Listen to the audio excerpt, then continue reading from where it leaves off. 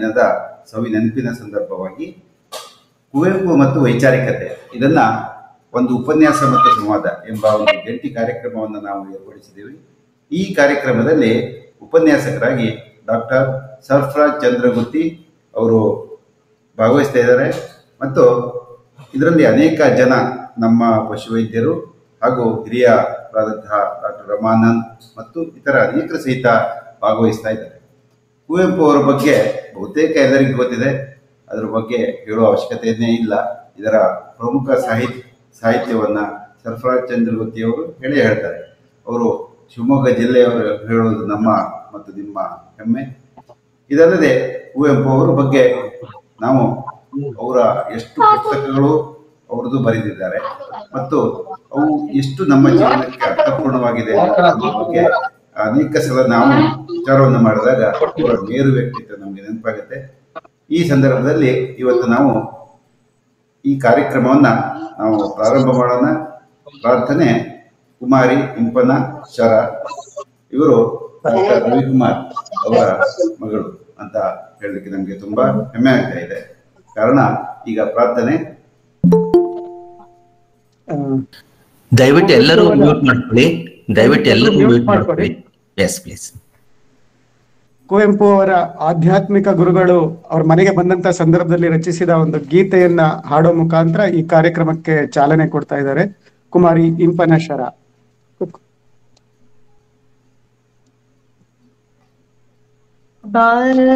ಶ್ರೀ ಗುರುದೇವನೇ ಬಾ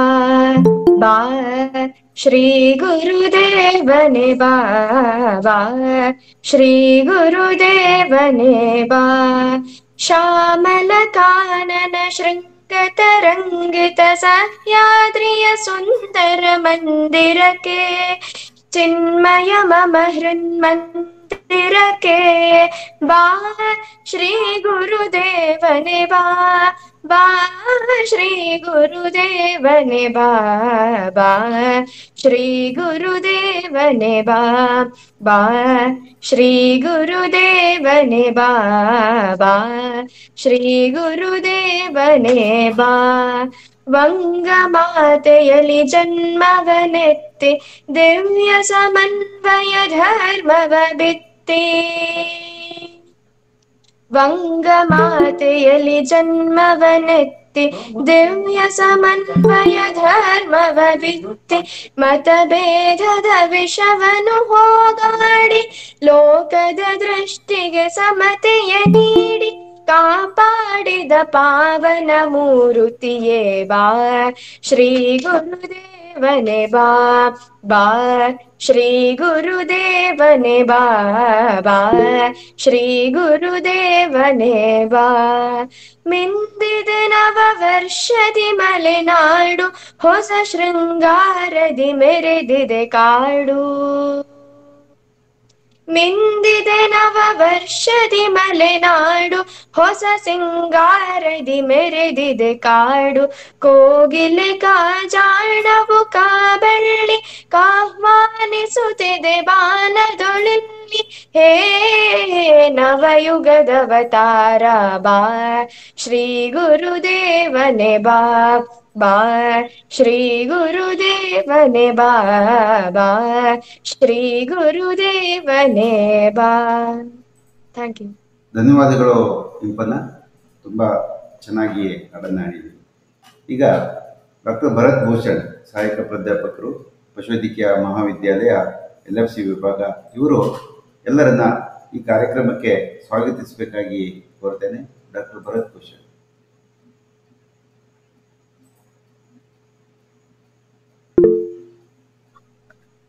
ಎಲ್ರಿಗೂ ನಮಸ್ಕಾರ ಹಾಗೂ ಸ್ವಾಗತ. ಮೊದಲನೇದಾಗಿ ನಾನು ನಮ್ಮ ಪಶುವೈದ್ಯಕೀಯ ಸಾಹಿತ್ಯ ಪರಿಷತ್ತಿನ ಅಧ್ಯಕ್ಷರಾದ ಡಾಕ್ಟರ್ SB ರವಿಕುಮಾರ್ ಸರ್, ಇವರು ಈ ಕಾರ್ಯಕ್ರಮವನ್ನ ಆಯೋಜಿಸಿದ್ದಾರೆ, ಹಾಗೆ ಇವತ್ತು ಉಪಸ್ಥಿತರಿದ್ದಾರೆ. ಅವರಿಗೆ ನಾನು ಎಲ್ಲರ ಪರವಾಗಿ ನಾನು ಸ್ವಾಗತ ಕೋರ್ತೀನಿ. ಅನಂತರ ಇವತ್ತು ಉಪನ್ಯಾಸಕರಾಗಿ ಡಾಕ್ಟರ್ ಸರ್ಫರಾಜ್ ಚಂದ್ರಗುತ್ತಿ ಸರ್ ಅವರು ಬಂದಿದ್ದಾರೆ. ಕುವೆಂಪು ಮತ್ತು ವೈಚಾರಿಕತೆಯ ಬಗ್ಗೆ ಸಂವಾದವನ್ನ ಅವರು ನಡೆಸ್ಕೊಡ್ತಾ ಇದ್ದಾರೆ. ಅವರಿಗೆ ನಾನು ಮುಖ್ಯ ಅತಿಥಿಗಳು ಬಂದಿದ್ದಕ್ಕೆ ಹಾಗೂ ಉಪನ್ಯಾಸ ಮಾಡೋದಕ್ಕೆ ಬಂದಿದ್ದಕ್ಕೆ ಎಲ್ಲರ ಪರವಾಗಿ ಪಶುವೈದ್ಯಕೀಯ ಸಾಹಿತ್ಯ ಪರಿಷತ್ತಿನ ಪರವಾಗಿ ನಾನು ಆಧಾರದ ಸ್ವಾಗತ ಕೋರ್ತೀನಿ ಸರ್. ತುಂಬಾ ಧನ್ಯವಾದಗಳು ಸರ್. ಹಾಗೆ ನಮ್ಮ ಪಶುವೈದ್ಯ ಸಾಹಿತ್ಯ ಪರಿಷತ್ತಿನ ಎಲ್ಲ ಪದಾಧಿಕಾರಿಗಳಿದ್ದಾರೆ, ಉಪಾಧ್ಯಕ್ಷರಿದ್ದಾರೆ, ಸದಸ್ಯರಿದ್ದಾರೆ. ಎಲ್ರಿಗೂ ನಾನು ಸ್ವಾಗತ ಕೋರ್ತೀನಿ. ಅದಷ್ಟೇ ಅಲ್ಲದೆ ನಮ್ಮ ನಾಡಿನ ವಿವಿಧ ಹುದ್ದೆಗಳಲ್ಲಿ ಇರುವಂತಹ ಮುಖ್ಯ ಪಶುವೈದ್ಯಾಧಿಕಾರಿಗಳಿರ್ಬೋದು, ವೈದ್ಯಾಧಿಕಾರಿಗಳಿರ್ಬೋದು, ಹಾಗೆ ಸಹಾಯಕ ನಿರ್ದೇಶಕರು, ಉಪನಿರ್ದೇಶಕರು ಎಲ್ರೂ ಇಲ್ಲಿದ್ದಾರೆ. ಅವ್ರಿಗೂ ನಾನು ಸ್ವಾಗತ ಕೋರ್ತೀನಿ. ಹಾಗೆ ನಿವೃತ್ತ ಜೀವನದಲ್ಲಿದ್ದರೂ ಕೂಡ ಸಾಹಿತ್ಯದ ಕೊಡುಗೆ ನೀಡ್ತಿರೋ ನಮ್ಮ ಮಿರ್ಜಾ ಬಶೀರ್ ಸರ್ ಇರ್ಬೋದು, ರಮಾನಂದ್ ಸರ್ ಇರ್ಬೋದು, ಹಾಗೆ ಇನ್ನು ಕಿರಿಯ ಪಶುವೈದ್ಯರು ಕೂಡ ಇಲ್ಲಿದ್ದಾರೆ.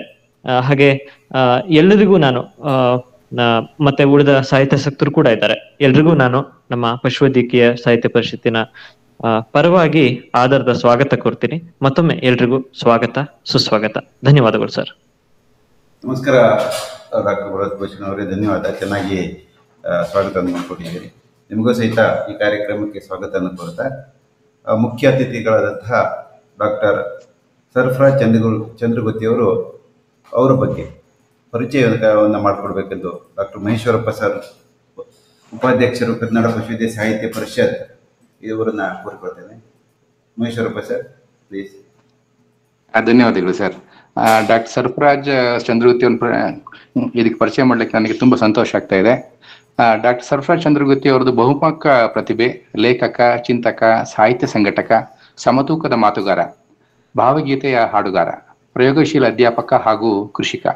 PUC ವಿದ್ಯಾರ್ಥಿಯಾಗಿದ್ದಾಗಲೇ ಕಾದಂಬರಿ ಬರೆದು ಸಾಹಿತ್ಯಕ್ಕೆ ಅಧಿಕೃತ ಪ್ರವೇಶ ಪಡೆದ ಅವರದು ಉತ್ಸಾಹ, ಕನಸುಗಾರಿಕೆ ಹಾಗೂ ಕ್ರಿಯಾಶೀಲ ವ್ಯಕ್ತಿತ್ವ. ಗಮಕದ ಆಧುನಿಕ ಅವತರಣಿಕೆ ಆಗಿರುವ ಕಾವ್ಯ ಸಂಗೀತದ ಬಗ್ಗೆ ವಿಶೇಷ ಆಸಕ್ತಿ ಹೊಂದಿರುವ ಅವರು ಸುಗಮ ಸಂಗೀತ ಮತ್ತು ಆಧುನಿಕ ಕನ್ನಡ ಕವಿತೆ ಎಂಬ ಸಂಶೋಧನಾತ್ಮಕ ಕೃತಿ ಬರೆದು ಪ್ರಕಟಿಸಿದ್ದಾರೆ. ಪ್ರತಿಷ್ಠಿತ ಕುವೆಂಪು ವಿಶ್ವವಿದ್ಯಾನಿಲಯ ಈ ಅಧ್ಯಯನಕ್ಕೆ PhD ಪದವಿ ಪ್ರದಾನ ಮಾಡಿದೆ. ಪ್ರಸಿದ್ಧ ಕಲಾವಿದ C. ಅಶ್ವಥ್ ಈ ಉದ್ಗ್ರಂಥವನ್ನು ತಮ್ಮ ಸಹನಾ ಪ್ರಕಾಶನದಿಂದ ಪ್ರಕಟಿಸಿರುವುದು ವಿಶೇಷ. ಗಮಕ ಹಾಗೂ ಸುಗಮ ಸಂಗೀತದ ವಿಭಿನ್ನ ಮಾದರಿಗಳು ಹಾಗೂ ಸಂಗೀತ ನಿರ್ದೇಶಕ TG ಲಿಂಗಪ್ಪ, ಗೋವಿನ ಹಾಡು ಮತ್ತು ಗಾಂಧಿ ಜಾನಪದ. ಇದು ನಾ ಡಿಸೋಜ ಎಂಬ ಶರಾವತಿಯ 4 ಜಲಧಾರೆ, ಅರಿವಿನ ಮಾರಿ ತಂದೆ ವಿಮರ್ಶಾ ಕೃತಿಗಳು, ಹಂದಿಗೋಡಿನ ಹತಭಾಗ್ಯರು ಸಂಕೀರ್ಣ, ಕಬೀರದಾಸ ಹಾಗೂ ಶ್ರೀ ನಾರಾಯಣ ಗುರು ಅನುವಾದ ಹಿಂದಿಯಿಂದ ಕನ್ನಡಕ್ಕೆ, ಹಾಗೂ ಯಕ್ಷಗಾನ ಮತ್ತು ಆಧುನಿಕತೆ, ಯುಗದ ಚಿಂತಕ ಶ್ರೀ ರಾಮ್ ಮನೋಹರ್ ಲೋಹಿಯ ಡಾಕ್ಟರ್ ರಾಜ್ ಎಂಬ ಕನ್ನಡದ ಅಭಿಮಾನ ಮೊದಲಾದ ಸಂಪಾದಿತ ಕೃತಿಗಳು ಇದ್ದಾವೆ. ಸಂಪಾದಿತ ಕೃತಿಗಳು ಉರಿಯ ಬೆಳದಿಂಗಳು, ಸಮತೆಯ ದನಿ, ನಮ್ಮೇಷ್ಟ್ರು, ಒಡನಾಡಿ ಎಂಬ ಅಭಿನಂದನಾ ಗ್ರಂಥಗಳನ್ನು ಪ್ರಕಟಿಸಿದ್ದಾರೆ. ರಾಜ್ಯ ಮಟ್ಟದ ಹಲವು ಪತ್ರಿಕೆಗಳಲ್ಲಿ ಸಾಹಿತ್ಯ, ಸಂಸ್ಕೃತಿ, ಕಾವ್ಯ ಸಂಗೀತ ಕುರಿತಾದ ಹಲವು ಮಹತ್ವದ ಲೇಖನಗಳು ಪ್ರಕಟಗೊಂಡಿವೆ.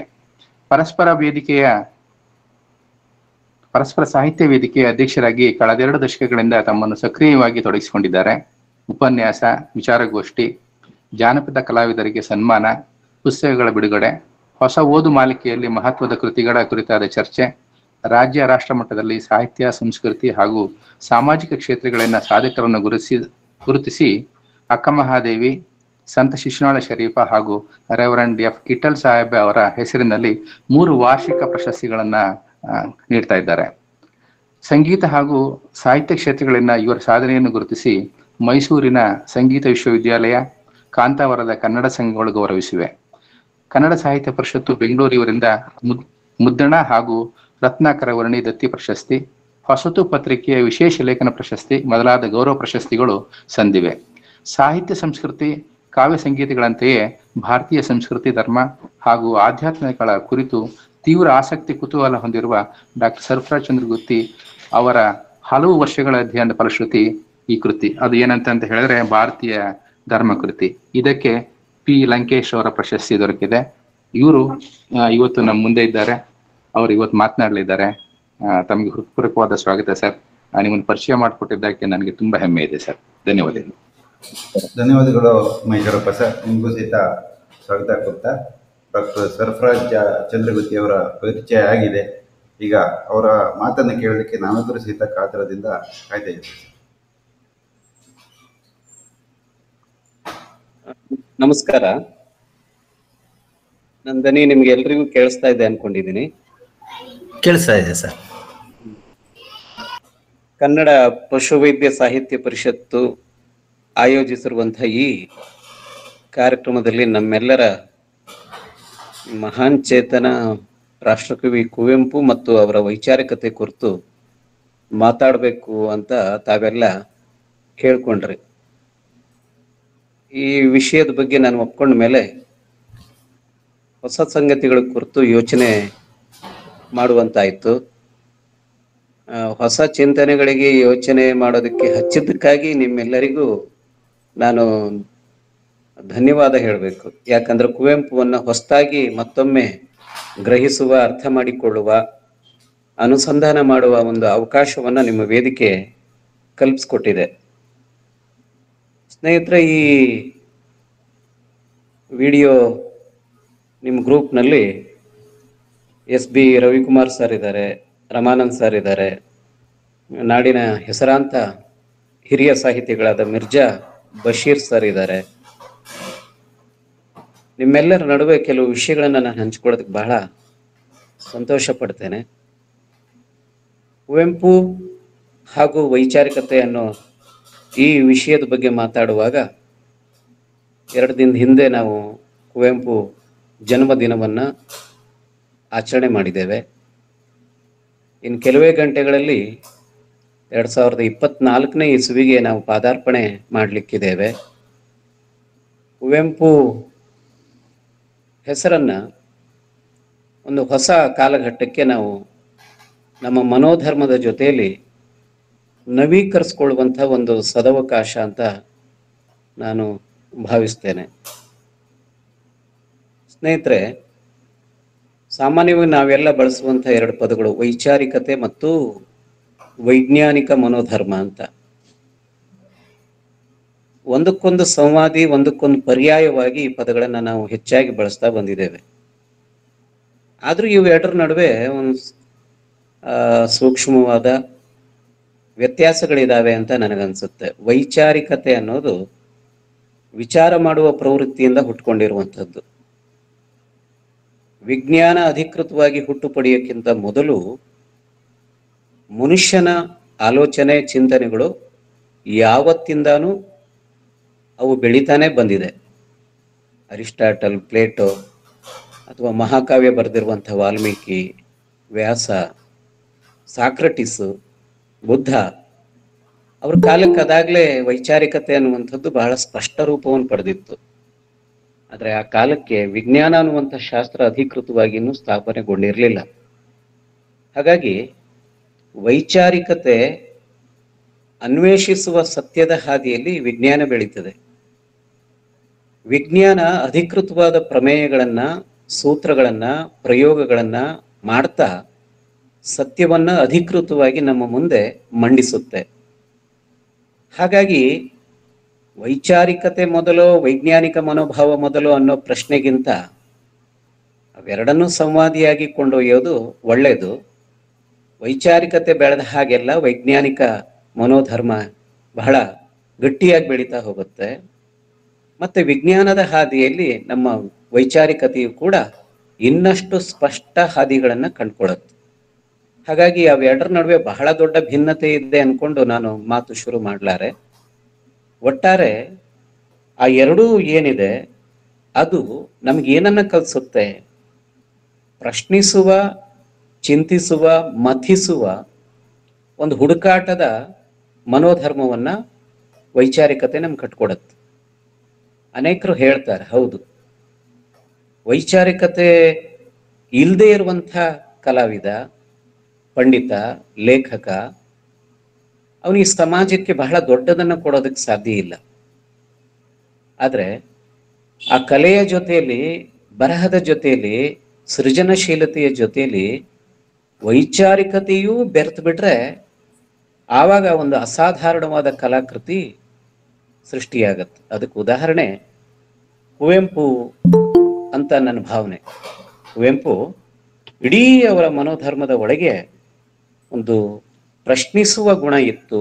ಆ ಪ್ರಶ್ನಿಸುವ, ಅದ್ರ ಜೊತೆಲಿ ಸ್ಪಷ್ಟವಾಗುವ ಆ ಗುಣದಿಂದಾಗಿ ಅವರ ಬರಹ, ಅವರ ಚಿಂತನೆಗಳು ಬಹಳ ಸ್ಪಷ್ಟತೆಯನ್ನು ಪಡಿತಾ ಹೋದವು. 2700 ವರ್ಷದ ಹಿಂದೆ ಬುದ್ಧ ಒಂದು ಮಾತನ್ನು ಹೇಳಿದ್ದ, ಪ್ರಶ್ನಿಸು, ಎಲ್ಲವನ್ನೂ ಪ್ರಶ್ನಿಸು, ಪ್ರಶ್ನಿಸದೆ ಯಾವುದನ್ನೂ, ಅಷ್ಟೇ ಅಲ್ಲ ನನ್ನನ್ನು ನೀನು ಪ್ರಶ್ನಿಸದೆ ಒಪ್ಪದಿರು. ನಿನಗೆ ಸರಿ ಅಂತ ಅನಿಸಿದ್ರೆ ಮಾತ್ರ ಅದನ್ನ ನೀನು ಒಪ್ಪಿಕೋ ಅನ್ನುವಂಥ ಮಾತನ್ನ ಆತ ಬುದ್ಧ ಮತ್ತೆ ಮತ್ತೆ ಹೇಳಿದ್ದ. ಪ್ರಶ್ನೆ ಮಾಡು, ಪ್ರಶ್ನೆ ಮಾಡು ಅಂತ. ಈ ಪ್ರಶ್ನಿಸುವ ಮನೋಧರ್ಮದಿಂದ ಹುಟ್ಟಿರುವಂಥ ಅದು ಕಲೆ, ಕಾವ್ಯ, ಲೇಖನ, ಅದಕ್ಕೊಂದು ಹೊಸ ಆಯಾಮ ಬರುತ್ತೆ ಅನ್ನೋದಕ್ಕೆ ಕುವೆಂಪು ಅವರ ಬರಹಗಳೇ ಸಾಕ್ಷಿ. ಕುವೆಂಪು ಇಷ್ಟೊಂದು ಕಾಡೋದಕ್ಕೆ ಏನು ಕಾರಣ? ಅವ್ರು ಕೇವಲ ಕವಿನ, ಕೇವಲ ಒಬ್ಬ ಮಹಾನ್ ಬರಹಗಾರನ? ಕುವೆಂಪು ಅವರು ಕವಿಯಾಗಿ, ಮಹಾಕವಿಯಾಗಿ, ಸಮಾಜ ಸುಧಾರಕರಾಗಿ, ಯುಗದ ಕವಿಯಾಗಿ, ಒಬ್ಬ ಸಮಾಜವಾದಿಯಾಗಿ, ವಿಶ್ವಮಾನವನಾಗಿ ಮತ್ತು ಮಹಾ ಮಾನವತಾವಾದಿಯಾಗಿ ನಮ್ಮ ಕನ್ನಡದ ಮನಸ್ಸುಗಳನ್ನು ಅವರು ಅತ್ಯಂತ ಗಾಢವಾಗಿ ಪ್ರಭಾವಿಸಿದ್ದಾರೆ. ಅವ್ರನ್ನ ನೀವು ಕವಿಯಾಗಿ, ನಾಟಕಕಾರರಾಗಿ, ಮಹಾಕವಿಯಾಗಿ, ವಿಮರ್ಶೆಯ ಮೀಮಾಂಸಕರಾಗಿ, ಇದು ಎಲ್ಲ ಬಿಡಿಬಿಡಿಯಾಗಿ ನೋಡೋದಕ್ಕೆ ಅವಕಾಶ ಇದೆ. ಆದರೆ ಆ ಬರಹದ ಜೊತೆಯಲ್ಲಿ ಅವರು ಬದುಕಿದ ವ್ಯಕ್ತಿತ್ವ ಮತ್ತು ಅವರು ರೂಪಿಸಿರುವಂಥ ವೈಚಾರಿಕತೆ ಇದೆಯಲ್ಲ, ಅದು ನಮ್ಮನ್ನ ಗಾಢವಾಗಿ ಕಾಡುತ್ತೆ ಅಂತ. ಏನು ವೈಜ್ಞಾನಿಕ ದೃಷ್ಟಿ ಅಂತಂದ್ರೆ ಅನ್ನೋ ಪ್ರಶ್ನೆಗೆ ಕುವೆಂಪುನೇ ಒಂದು ಕಡೆ ಉತ್ತರ ಕೊಟ್ಟಿದ್ದಾರೆ. ವೈಜ್ಞಾನಿಕ ದೃಷ್ಟಿ ಅಂತಂದ್ರೆ ಏನು ಅನ್ನೋದಕ್ಕೆ ಬಹಳ ಸರಳವಾದ ಒಂದು ವ್ಯಾಖ್ಯಾನವನ್ನ ಅವ್ರು ಕೊಟ್ಟಿದ್ದಾರೆ. ಏನು? ಹೊಸ ಹೊಸ ಪ್ರಯೋಗಗಳನ್ನ ನಡೆಸಿ ಹೊಸ ಹೊಸ ಸಿದ್ಧಾಂತಗಳು ಬಂದಾಗ ಹಳೆಯದನ್ನ ನಾವು ನಿರಾಕರಿಸ್ಬೇಕಾಗತ್ತೆ. ಅದೇ ವೈಜ್ಞಾನಿಕವಾದ ದೃಷ್ಟಿ ಅಂತ ಹೇಳ್ತಾರೆ ಅವರು. ಅಂದ್ರೆ ವಿಜ್ಞಾನ ಏನ್ ಮಾಡುತ್ತೆ? ಸತ್ಯದ ಅನ್ವೇಷಣೆಯನ್ನು ಮಾಡ್ತಾ ಹೋಗುತ್ತೆ. ನಮ್ಮ ನಂಬಿಕೆಗಳು ಆವಾಗ ಸುಳ್ಳಾಗ್ಬೋದು. ಆದ್ರೆ ನಾನ್ ನಂಬಿರೋ ಸುಳ್ಳು ಅಂತಾದ್ರೆ ಅದನ್ನು ಒಪ್ಕೋಬೇಕು. ವಿಜ್ಞಾನ ಅನ್ವೇಷಿಸಿ ಕೊಟ್ಟಿರುವಂತ ಸತ್ಯವನ್ನ ನಾವು ಒಪ್ಕೋಬೇಕು. ಇದೇ ವೈಜ್ಞಾನಿಕ ದೃಷ್ಟಿ. ಇದಕ್ಕೆ ಬೇಕಾಗಿದ್ದು ಏನು ಅಂತಂದ್ರೆ ಮುಕ್ತವಾದ ಮನಸ್ಸು ಅಂತ. ಮುಕ್ತವಾದ ಮನಸ್ಸು. ಈ ಮುಕ್ತವಾದ ಮನಸ್ಸು ಇಲ್ಲದೆ ಹೋದ್ರೆ ನಾವು ಯಾವುದೋ ಒಂದು ನಿರ್ಬಂಧಕ್ಕೆ, ಚೌಕಟ್ಟಿನ ಒಳಗೆ ಸಿಗಾಕೊಳ್ತೇವೆ.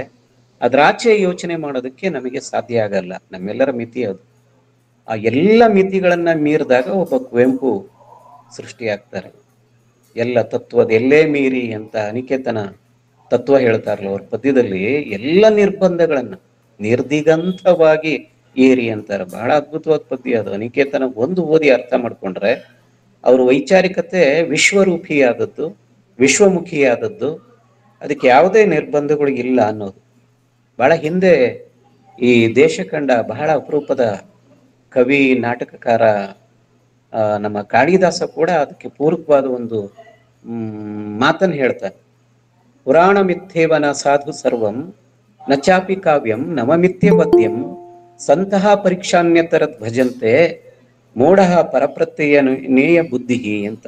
ಅಂದ್ರೆ ಹಳೆಯದೆಲ್ಲ ನಿಜವಾಗ್ಬೇಕಿಲ್ಲ, ಹೊಸದನ್ನ ತಿರಸ್ಕರಿಸಬೇಕಾಗಿಲ್ಲ.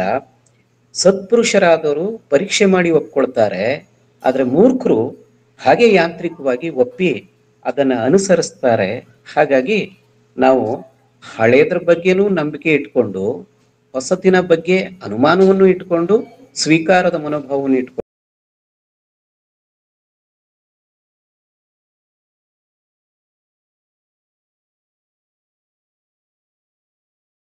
ರಾಮಾಯಣದ ಸಂದರ್ಭದಲ್ಲಿ, ಮಹಾಭಾರತ ಸಂದರ್ಭದಲ್ಲಿ ಏಕಲವ್ಯನಿಗಾಗಿರುವಂತಹ ಅನ್ಯಾಯವನ್ನಾಗ್ಲಿ ಅದನ್ನ ಇಟ್ಕೊಂಡು ಅವ್ರು ಹೇಗೆ ಒಂದು ವೈಚಾರಿಕವಾದ ನಿಲುವನ್ನ ಪಡ್ಕೊಂಡ್ರು. ಸಮಾಜ ತುಂಬಾ ತಾರತಮ್ಯದಿಂದ ಕೂಡಿರುವಂತಹ ಸಂದರ್ಭದಲ್ಲಿ ಸಮಾನತೆ ಬರದೆ ಹೋದ್ರೆ ಯಾವತ್ತೋ ಒಂದು ಕಾಲಕ್ಕೆ ಒಂದು ಕ್ರಾಂತಿ ಆಗುತ್ತೆ ಅಂತ. ಬಡವ ತಿರುಗಿ ಬಿದ್ದರೆ ಒಡಬ ಅಂತ ಅವ್ರು ಹೇಳ್ತಾರಲ್ಲ, ಬಡವ ಅನ್ನುವಂಥ ಪದವನ್ನ ಅವರು ಉಲ್ಟಾ ಇಟ್ಟು ಬರೀತಾರೆ, ಬಡವ ಒಡಬ. ಹಾಗಾಗಿ ಬಡವ ದಮನಿತರು ಮತ್ತೆ ತುಳಿತಕ್ಕೊಳಗಾಗಿರುವಂಥವ್ರು, ಶೋಷಣೆಗೊಳಗಾಗಿರುವಂಥ ಜನರನ್ನ ನೀವು ಮತ್ತೆ ಮತ್ತೆ ಶೋಷಣೆ ಮಾಡ್ಲಿಕ್ಕೆ ಹೋದ್ರೆ ಒಂದಿಲ್ಲ ಒಂದು ದಿನ ಅವರು ತಿರುಗಿ ಬೀಳ್ತಾರೆ ಅನ್ನುವಂಥ ಒಂದು ಎಚ್ಚರವನ್ನ, ಸಾಮಾಜಿಕ ಎಚ್ಚರವನ್ನ ಕುವೆಂಪು ಲೇಖನಗಳು ಕೊಡ್ತವೆ. ತೇಜಸ್ವಿ ಗ್ರಹಿಸಿದ್ ಸರಿಯಾಗಿದೆ. ಅಂದ್ರೆ ಇಷ್ಟೊಂದು ಢಾಳಾದ ಒಂದು ಕ್ರಾಂತಿಕಾರಿ ನಿಲುವು ಅವರ ಇತರೆ ಪದ್ಯಗಳನ್ನು ಹೊರತುಪಡಿಸಿದ್ರೆ ಇತರೆ ಕಾದಂಬರಿಗಳಲ್ಲಾಗ್ಲಿ ಮಹಾಕಾವ್ಯ ಸಂದರ್ಭದಲ್ಲಾಗ್ಲಿ ನೋಡ್ಲಿಕ್ಕಾಗಲ್ಲ.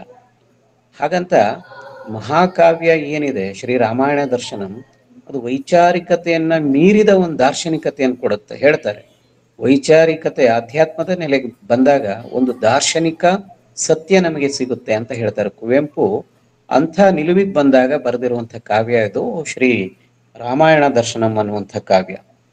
ಕುವೆಂಪು ಎಷ್ಟರ ಮಟ್ಟಿಗೆ ಅವರು ಈ ಕಾಲದ ಧಾರ್ಮಿಕ ಮೌಲ್ಯಗಳನ್ನು ಪ್ರತಿಪಾದಿಸ್ತಾರೆ. ಯಾವುದು ಧರ್ಮ ಅಂತ ದೇವರನ್ನ ಅವರು ನಿರಾಕರಣೆ ಮಾಡಲ್ಲ. ದೇವರ ನಂಬಿಕೆ ಅವರಿಗೂ ಇದೆ, ಆದ್ರೆ ಅವರ ದೇವರ ನಂಬಿಕೆ ಬಹಳ ಭಿನ್ನವಾದದ್ದು. ಅದರ ಸ್ಥಾವರದ ದೇವರುಗಳು ಸ್ಥಾಪಿತವಾಗಿರುವಂತಹ ನಂಬಿಕೆಗಳನ್ನ ಅವರು ಒಪ್ಕೊಳ್ಳೋದಿಲ್ಲ. ಅದಕ್ಕಾಗಿ ಅವರು ಒಂದು ಪದ್ಯದಲ್ಲಿ ಹೇಳ್ತಾರೆ ಏನಂತ, ಗುಡಿ ಚರ್ಚು ಮಸಜೀದಿಗಳ ಬಿಟ್ಟು ಹೊರ ಬನ್ನಿ ಅಂತ. ಇವತ್ತಿನ ಬಹಳ ದೊಡ್ಡ ಸಮಸ್ಯೆ ಅದು. ಇಡೀ ಜಗತ್ತು ಜಾತಿ ಮತದ ಕಾರಣಕ್ಕಾಗಿ ಛಿದ್ರ ಆಗಿದೆ. ದೇಶಗಳ ನಡುವೆ ಇವತ್ತು ಬಹಳ ದೊಡ್ಡ ಅಪಾಯಕಾರಿ ಯುದ್ಧಗಳು ಶುರುವಾಗ್ತಾ ಇದ್ದಾವೆ. ಹಾಗಾಗಿ ಜಗತ್ತಿನ ಅವಸಾನ ಆಗೋದಾದ್ರೆ ಅದು ಮತಧರ್ಮದ ನಂಬಿಕೆಯ ಕಾರಣಕ್ಕೆ. ಇಂತಹ ಅಪಾಯಗಳನ್ನ ಗ್ರಹಿಸಿದ್ದ ಕುವೆಂಪುರವರು ಏನ್ ಮಾಡ್ತಾರೆ, ಯಾಕೆ ಬೇಕಿದೆಯಲ್ಲ ಅಂತ ಕೇಳ್ತಾರ. ನನ್ನ ಕಲ್ಪನೆಯ ದೇವರನ್ನ ನಾನು ಕಟ್ಕೊಳ್ಳೋದಕ್ಕೆ, ನಾನು ದೇವರ ಜೊತೆಲಿ ಸಂವಾದ ಮಾಡೋದಕ್ಕೆ ಈ ಮಠ ಮಂದಿರ ಮಸೀದಿಯ ಅವಶ್ಯಕತೆ ಇಲ್ಲ, ಬಹಳ ಮುಖ್ಯವಾಗಿ ಪೂಜಾರಿಯ ಅವಶ್ಯಕತೆ ಇಲ್ಲ ಅಂತಾರವ್ರು.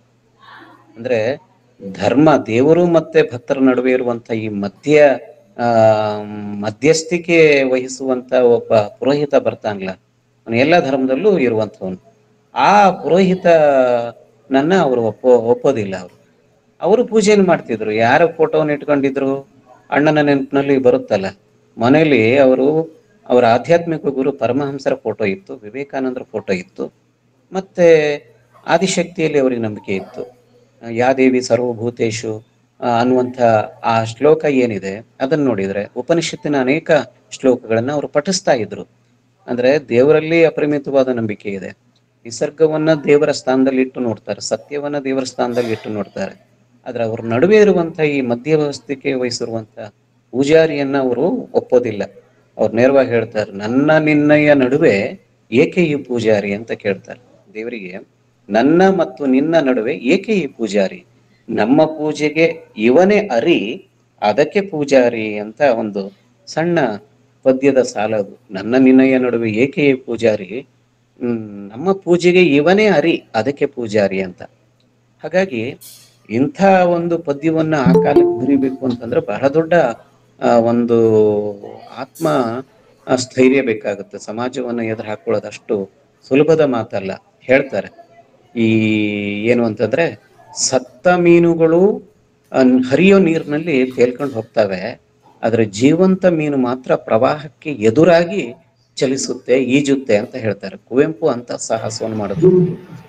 ಜೀವಂತ ಮೀನು ಹೇಗೆ ಪ್ರವಾಹಕ್ಕೆ ಎದುರಾಗಿ ಚಲಿಸುತ್ತೋ, ಅವತ್ತಿನ ಕಾಲಕ್ಕೆ ಸುಮಾರು 5 ದಶಕದ ಹಿಂದೆ ಇಂಥ ಬಂಡಾಯ ಸ್ವರೂಪದ ನಾಟಕಗಳನ್ನ ಪದ್ಯಗಳನ್ನ ಬರೀಬೇಕಾದ್ರೆ ಅವ್ರು ಎದುರಿಸಿರುವಂತಹ ಟೀಕೆಗಳು ಎಷ್ಟೊಂದು ಅಂತ ಗೊತ್ತಿದೆ. ತುಂಬಾನೇ ಕುವೆಂಪು ಬಹಳ ತೀಕ್ಷ್ಣವಾದ ಪ್ರತಿಭಟನೆಗಳನ್ನ ಮತ್ತು ಟೀಕೆಗಳನ್ನ, ವಿಮರ್ಶೆಗಳನ್ನ ಎದುರಿಸ್ಬೇಕಾಯಿತು. ಅವರ ಲೇಖನಗಳನ್ನ, ಅವರ ಬರಹಗಳನ್ನ ವಿರೋಧ ಮಾಡ್ಲಿಕ್ಕೆ ಕೆಲವರು ವಿಮರ್ಶಕರು ಹುಟ್ಕೊಂಡ್ರ ಅಂತ ಅನುಮಾನ ಬರುವಷ್ಟರ ಮಟ್ಟಿಗೆ ಒಂದು ವರ್ಗದ ವಿಮರ್ಶಾ ವಲಯ ಅವರನ್ನ ಬಹಳ ವಿಚಿತ್ರವಾಗಿ ಅವರ ಸಾಹಿತ್ಯವನ್ನು ವಿಮರ್ಶೆ ಮಾಡ್ತು. ಮಲಯಗಳಲ್ಲಿ ಮಧು ಮಗಳು ಅಂತ ಇವತ್ತು ಜಾಗತಿಕ ಕಾದಂಬರಿಗಳ ಸಂದರ್ಭದಲ್ಲಿ 10 ಶ್ರೇಷ್ಠ ಕಾದಂಬರಿಗಳನ್ನ ಪಟ್ಟಿ ಮಾಡಿ ಅಂತಂದ್ರೆ, ಇವತ್ತು ಮಲೆಗಳಲ್ಲಿ ಮಧುಮಗಳು ಅನ್ನುವಂಥ ಕೃತಿಯನ್ನ 10 ಶ್ರೇಷ್ಠ ಕಾದಂಬರಿಗಳಲ್ಲಿ ಒಂದು ಅಂತ ವಿಮರ್ಶಾ ವಲಯ ಒಪ್ಕೊಂಡಿದೆ. ಆದ್ರೆ ಅವತ್ತಿನ ಕಾಲಕ್ಕೆ ಅದೊಂದು ಕಾದಂಬರಿನೇ ಅಲ್ಲ ಅಂತ ಹೇಳ್ತಾ ಇದ್ರು. ಅವ್ರ ನಾಟಕ, ಒಂದೊಂದು ನಾಟಕ ಬಂದಾಗ್ಲೂ ಕೂಡ ಅವರ ಸಮಕಾಲೀನ ಬಹಳ ದೊಡ್ಡ ಹೆಸರು ಮಾಡಿರುವಂಥ ಸಾಹಿತಿಗಳೇ, ಅದೆಲ್ಲ ದಾಖಲಾಗಿರುವಂಥದ್ದೇ. ಮಾಸ್ತಿ ಅಂತವರು ಕೂಡ ಅವ್ರ ಮಹಾಕಾವ್ಯ ಬಂದಾಗ, ನೀವು ರಾಮಾಯಣದ ಕಥೆಯನ್ನ ಬದಲಾವಣೆ ಮಾಡ್ಕೊಬಿಟ್ರಿ, ಮೂಲದ ಕಥೆಯನ್ನ ನೀವು ಬದಲಾಯಿಸಿದಿರಿ.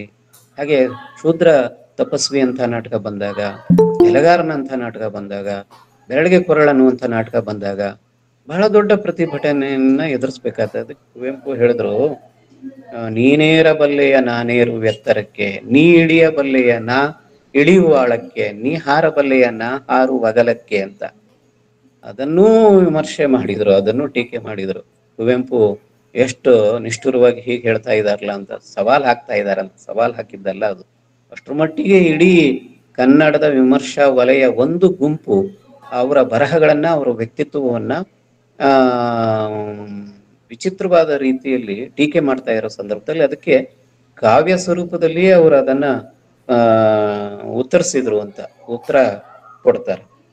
ಹಾಗೇನೆ ಅವ್ರ ಕಾವ್ಯ, ಅವ್ರ ವ್ಯಕ್ತಿತ್ವ, ಅವ್ರ ಬರಹ ಮೇಲ್ವರ್ಗದ ಸ್ಥಾಪಿತವಾದ ನಂಬಿಕೆಗಳು ಮತ್ತೆ ಮೇಲ್ಜಾತಿಯ ಶಾಸ್ತ್ರ ಪುರಾಣಗಳಲ್ಲಿರುವಂತಹ ಅಸಮಾನತೆಗಳನ್ನು ಕೂಡ ಅವ್ರು ಪ್ರಶ್ನೆ ಮಾಡಿದ್ರು.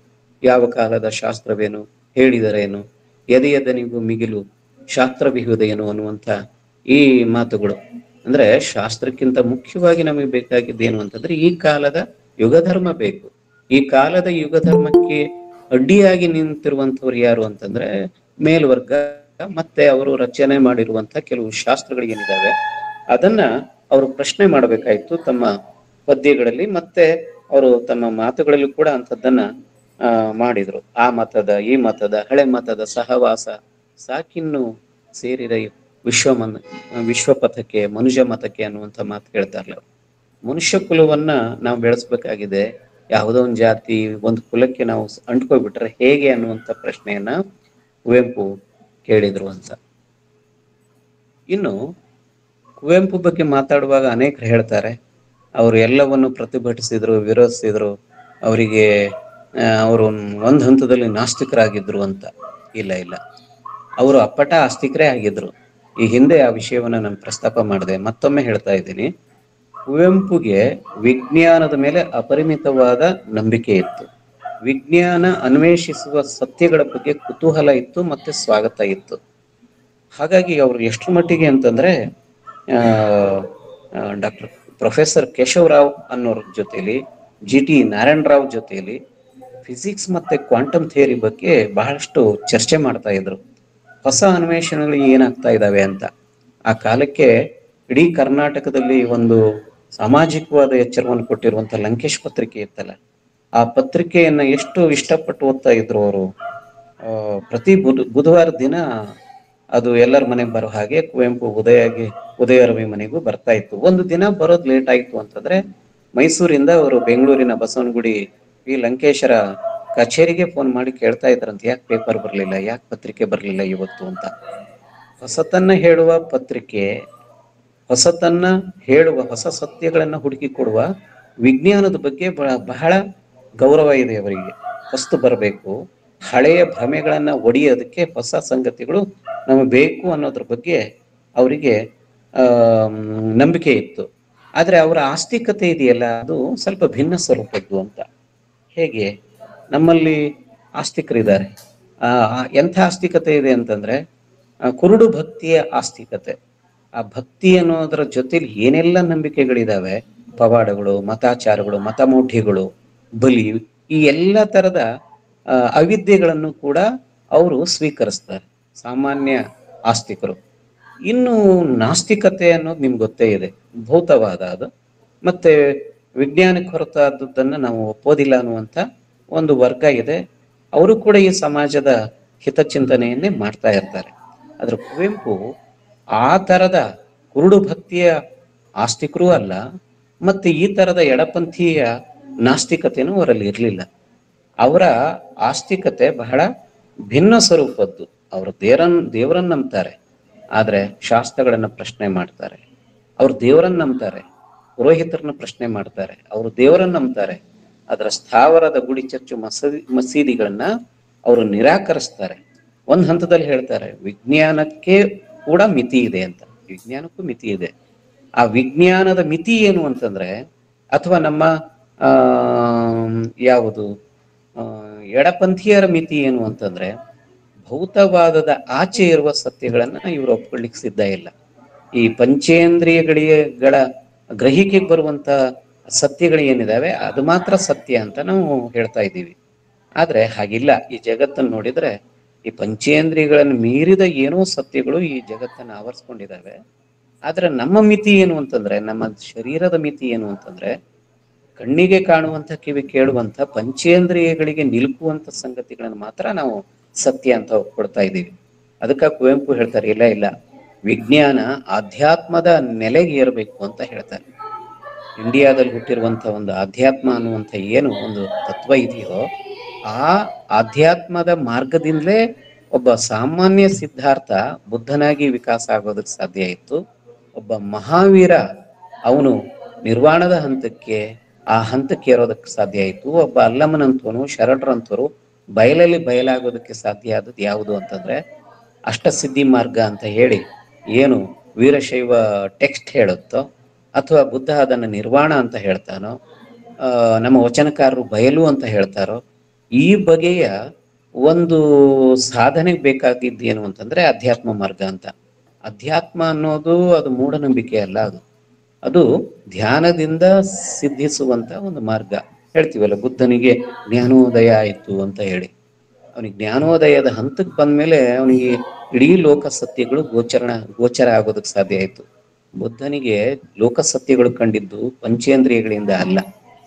ಅವನಿಗೆ ಸಾಧ್ಯ ಆದದ್ದು ಯಾವುದರಿಂದ ಅಂದ್ರೆ, ಅವನ ಎದೆಯ ಕಣ್ಣು ಯಾವಾಗ ತೆರೀತದೋ ಅದನ್ನ ಅವನು ಜ್ಞಾನೋದಯ ಅಂದಿದ್ದು. ಹಾಗಾಗಿ ಕುವೆಂಪು ಈ ಸಂದರ್ಭದಲ್ಲಿ ಅದನ್ನ ಒಪ್ಕೊಳ್ತಾರೆ. ಅಧ್ಯಾತ್ಮದ ನೆಲೆಗೆ ಕುವೆಂಪು ಯಾವುದು ವಿಜ್ಞಾನ ಏರ್ಬೇಕು ಅನ್ನೋ ಮಾತನ್ನು ಹೇಳಿದ್ರು. ಮತ್ತೆ ವಿವೇಕಾನಂದರು ಕೂಡ ಈ ಮೊದಲೇ ಹೇಳಿರುವಂತಹ ಮಾತಾಗಿತ್ತದು. ಬೇಂದ್ರೆ ಕಾವ್ಯ ನೋಡಿ, ಬೇಂದ್ರೆ ಕಾವ್ಯ ಆ ಹಂತಕ್ಕೆ ಏರೋದಕ್ಕೆ ಪ್ರಯತ್ನ ಪಡುತ್ತೆ. ಅಂದ್ರೆ ನಮ್ಮ ಕಣ್ಣಿಗೆ ಕಾಣುವ ಭೌತಿಕ ಸತ್ಯಗಳ ಆಚೆ ಇರುವಂತ ಸಂಗತಿಗಳನ್ನ ಹುಡುಕುವಂತ ಪ್ರಯತ್ನವನ್ನ ಬೇಂದ್ರೆ ಕಾವ್ಯ ಮಾಡ್ತು. ಮಧುರ ಚೆನ್ನರ ಕಾವ್ಯ ಕೂಡ ಅಂತ ಕೆಲಸ ಮಾಡುತ್ತೆ. ಶಿಶುನಾಳ ಶರೀಫರ ಕಾವ್ಯ, ನಮ್ಮ ವಚನ ಸಾಹಿತ್ಯ, ಇದನ್ನೆಲ್ಲ ಸೂಫಿ ಸಾಹಿತ್ಯ, ತತ್ವಪದಗಳು, ಇದನ್ನೆಲ್ಲ ಗಮನಿಸಿದ್ರೆ ಏನು ಅಂತಂದ್ರೆ ಒಂದು ಅಧ್ಯಾತ್ಮದ ಸಂಗತಿಯನ್ನ, ಸತ್ಯವನ್ನು ಹುಡುಕುವಂತ ಒಂದು ಪ್ರಯತ್ನವನ್ನು ಏನ್ ಮಾಡ್ತು, ಅದನ್ನ ಕುವೆಂಪು ಕೂಡ ಒಪ್ಕೊಳ್ತಾರೆ. ಒಂದು ಹಂತದಲ್ಲಿ ದಾರ್ಶನಿಕ ಸಿದ್ಧಾಂತ ಏನ್ ಹೇಳ್ತಾರೋ, ದಾರ್ಶನಿಕತೆ ಅನ್ನೋದನ್ನ ಅಧ್ಯಾತ್ಮದ ಜೊತೆಲಿ ಬೆರೆಸಿರುವಂತ ಪರಿಭಾಷೆಯಲ್ಲಿ ಅದನ್ನು ವಿವರಿಸ್ತಾರೆ. ಹಾಗಂತ ಕುವೆಂಪು ಬಹಳ ದೊಡ್ಡ ಕ್ರಾಂತಿ ಮಾಡಿದ್ರು, ಆ ಕ್ರಾಂತಿ ಬೀದಿಗೆ ಬರ್ಲಿಲ್ಲ. ಹೀಗೆ ಕ್ರಾಂತಿ ಏನೋ ಆಯ್ತು ನಿಜ, ಅವರು ಬರವಣಿಗೆ ಮೂಲಕವೇ ಇಡೀ ನಾಡಿನ ಒಂದು ಸಾಮಾಜಿಕ ಬದಲಾವಣೆಗೆ ಒಂದು ದೊಡ್ಡ ಪ್ರೇರಣೆ ಕೊಟ್ಟಿದ್ದಾರೆ. ಅವರು ಕಾವ್ಯದಿಂದ ಸ್ಫೂರ್ತಿಯನ್ನ ಪಡ್ಕೊಂಡಿರೋ ದಲಿತ ಬಂಡಾಯ ಸಾಹಿತ್ಯ ಚಳುವಳಿ, ಹಾಗೇನೆ ಸ್ತ್ರೀ ಹಕ್ಕುಗಳ ಪರವಾದ ಹೋರಾಟ, ಪರಿಸರದ ಚಳುವಳಿ, ರೈತ ಚಳುವಳಿ, ಎಲ್ಲ ಚಳುವಳಿಗಳ ಹಿಂದೆ ಕುವೆಂಪು ಭಾಷಣಗಳು ಮತ್ತೆ ಅವರ ಬರಹಗಳು ಒಂದು ಪ್ರೇರಣೆಯಾಗಿರೋದು ನಿಜ. ಆದ್ರೆ ಅವರು ಬೀದಿಗೆ ಬಂದೇನು ಅವ್ರ ಹೋರಾಟಕ್ಕೆ ಇಳಿಲಿಲ್ಲ.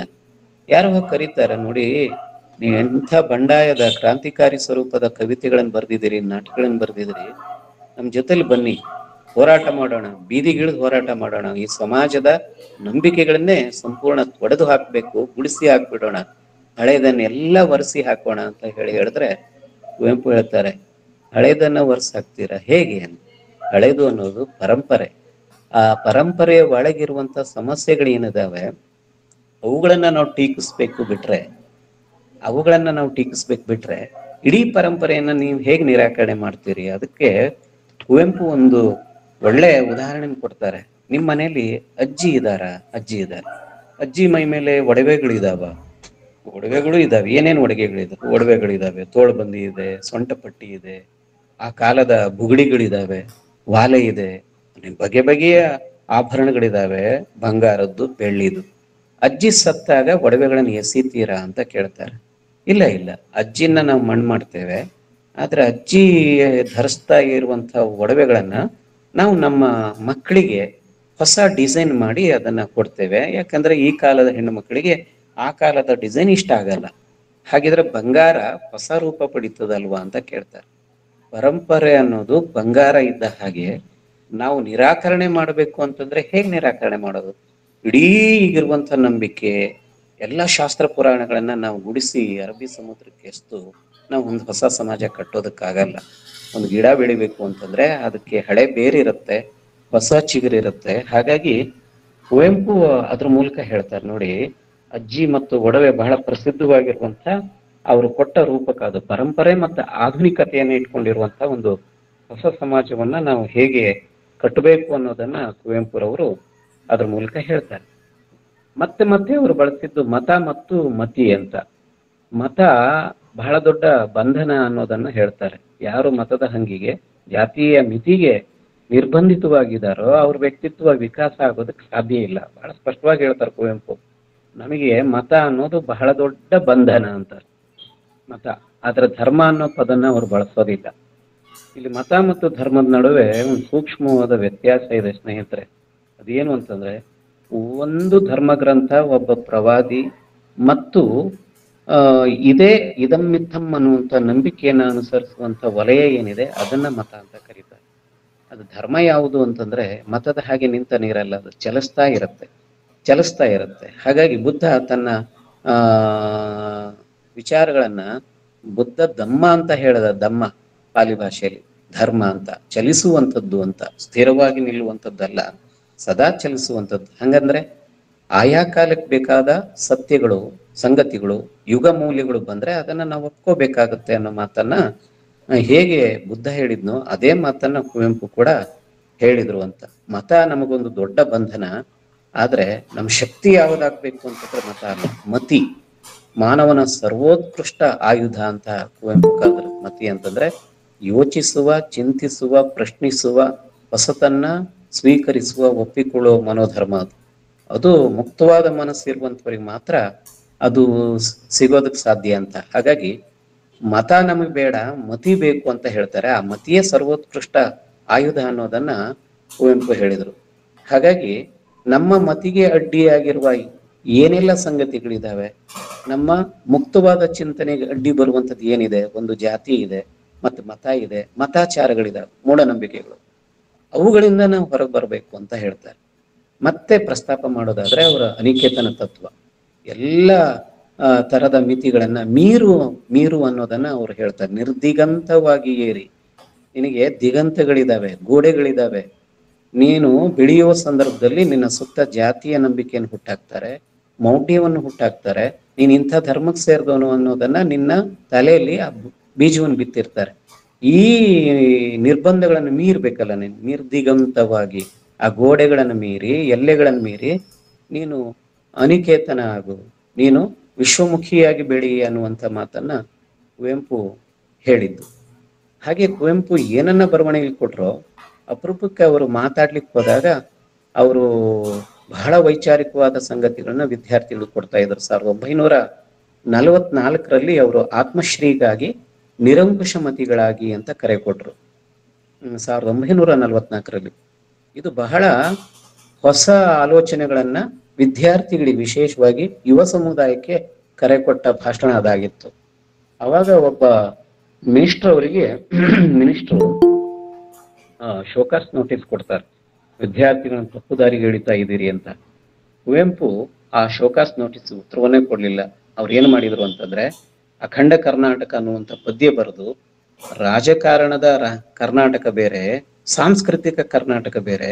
ಈ ಕರ್ನಾಟಕದ ಮೂಲ ಸತ್ವ ಯಾವುದ್ರಲ್ಲಿ ಇದೆ ಅಂತಂದ್ರೆ ಈ ಕನ್ನಡದ ಸಂಸ್ಕೃತಿಯ ಒಳಗಿದೆ. ಹಾಗಾಗಿ ನನಗೆ ರಾಜಕಾರಣದ ಮಂತ್ರಿಗಳಲ್ಲ, ನನಗೆ ಶ್ರೀ ವಿಜಯ ಅನ್ನೋನು ಅರಸ, ಪಂಪ ಅನ್ನೋನು ಮುಖ್ಯಮಂತ್ರಿ, ರನ್ನ ಜನ್ನ ನಾಗವರ್ಮ ಇವರೆಲ್ಲ ಕನ್ನಡದ ಸಚಿವ ಮಂಡಲದ ಶಾಶ್ವತವಾದ ಒಂದು ಕ್ಯಾಬಿನೆಟ್ ಅನ್ನೋದನ್ನ ಅಖಂಡ ಕರ್ನಾಟಕ ಪದ್ಯದ ಮೂಲಕ ಅವರು ಹೇಳಿದರು. 1974ರ ಹೊತ್ತಿಗೆ ಅವರು ವಿಚಾರ ಕ್ರಾಂತಿಗೆ ಕರೆ ಅನ್ನುವಂಥ ಬಹಳ ಪ್ರಸಿದ್ಧವಾದ ಭಾಷಣ ಅದು.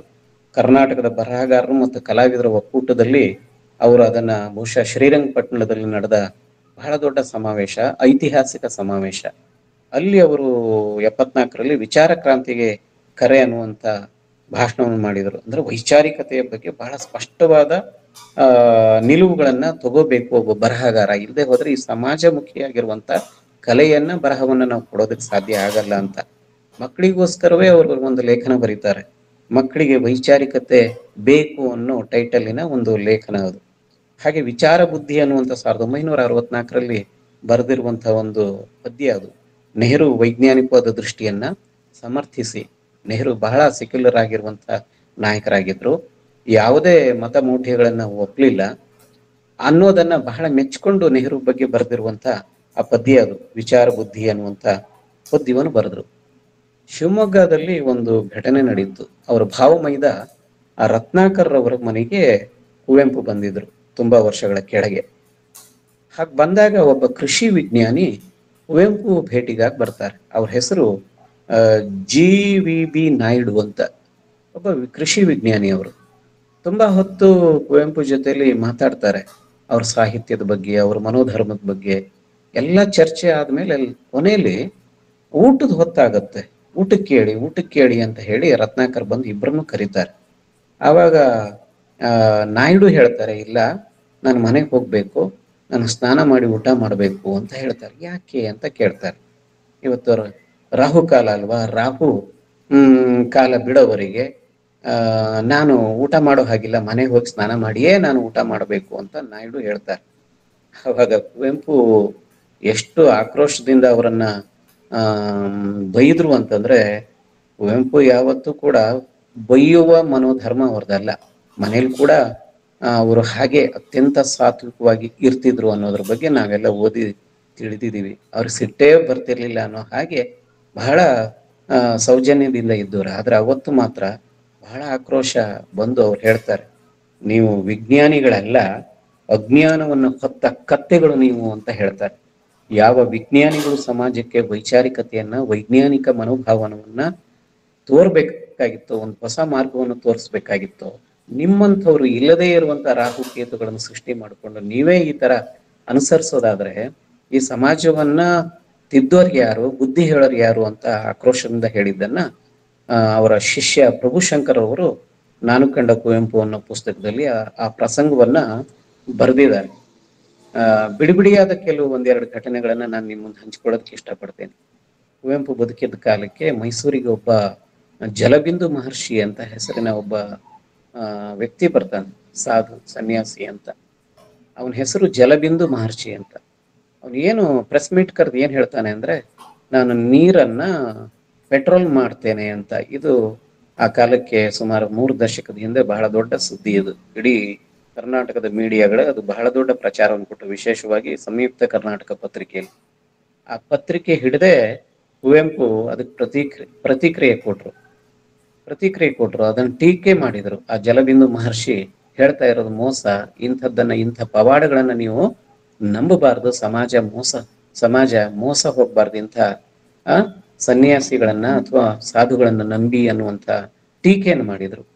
ನೆಹರು ಪ್ರೈಮ್ ಮಿನಿಸ್ಟರ್ ಆಗಿದ್ದಾಗ ಒಂದು ಘಟನೆ ನಡೀತಲ್ಲ, ಅಷ್ಟಗ್ರಹ ಕೂಟ ಅಂತ ಹೇಳಿ ಬಹಳ ದೊಡ್ಡ ಒಂದು ಯಾಗ ಯಜ್ಞವನ್ನ ಡೆಲ್ಲಿಲಿ ಮಾಡಿದ್ರು. ದೇಶಕ್ಕೆ ಒಳ್ಳೇದಾಗ್ಬೇಕು, ಸಿಕ್ಕಾಪಟ್ಟೆ ಕೇಡುಗಳಾಗ್ತಾ ಇದ್ದಾವೆ, ಅದನ್ನೆಲ್ಲ ನಾವು ಯಾಗ ಯಜ್ಞ ಮಾಡಿ ನಿಲ್ಲಿಸ್ಬಿಡ್ತೇವೆ ಅಂತ ಹೇಳಿ ಅಷ್ಟಗ್ರಹ ಕೂಟ ಮಾಡಿದ್ರು. ಅಂದ್ರೆ ಒಂದೇ ರೇಖೆಯಲ್ಲಿ ಎಲ್ಲ ಗ್ರಹಗಳು ಬರ್ತವೆ, ಇದು ಅಪಾಯ ಅಂತ ಹೇಳಿ, ಇದು ಒಂದು ಅಬದ್ಧ ಅಂತ.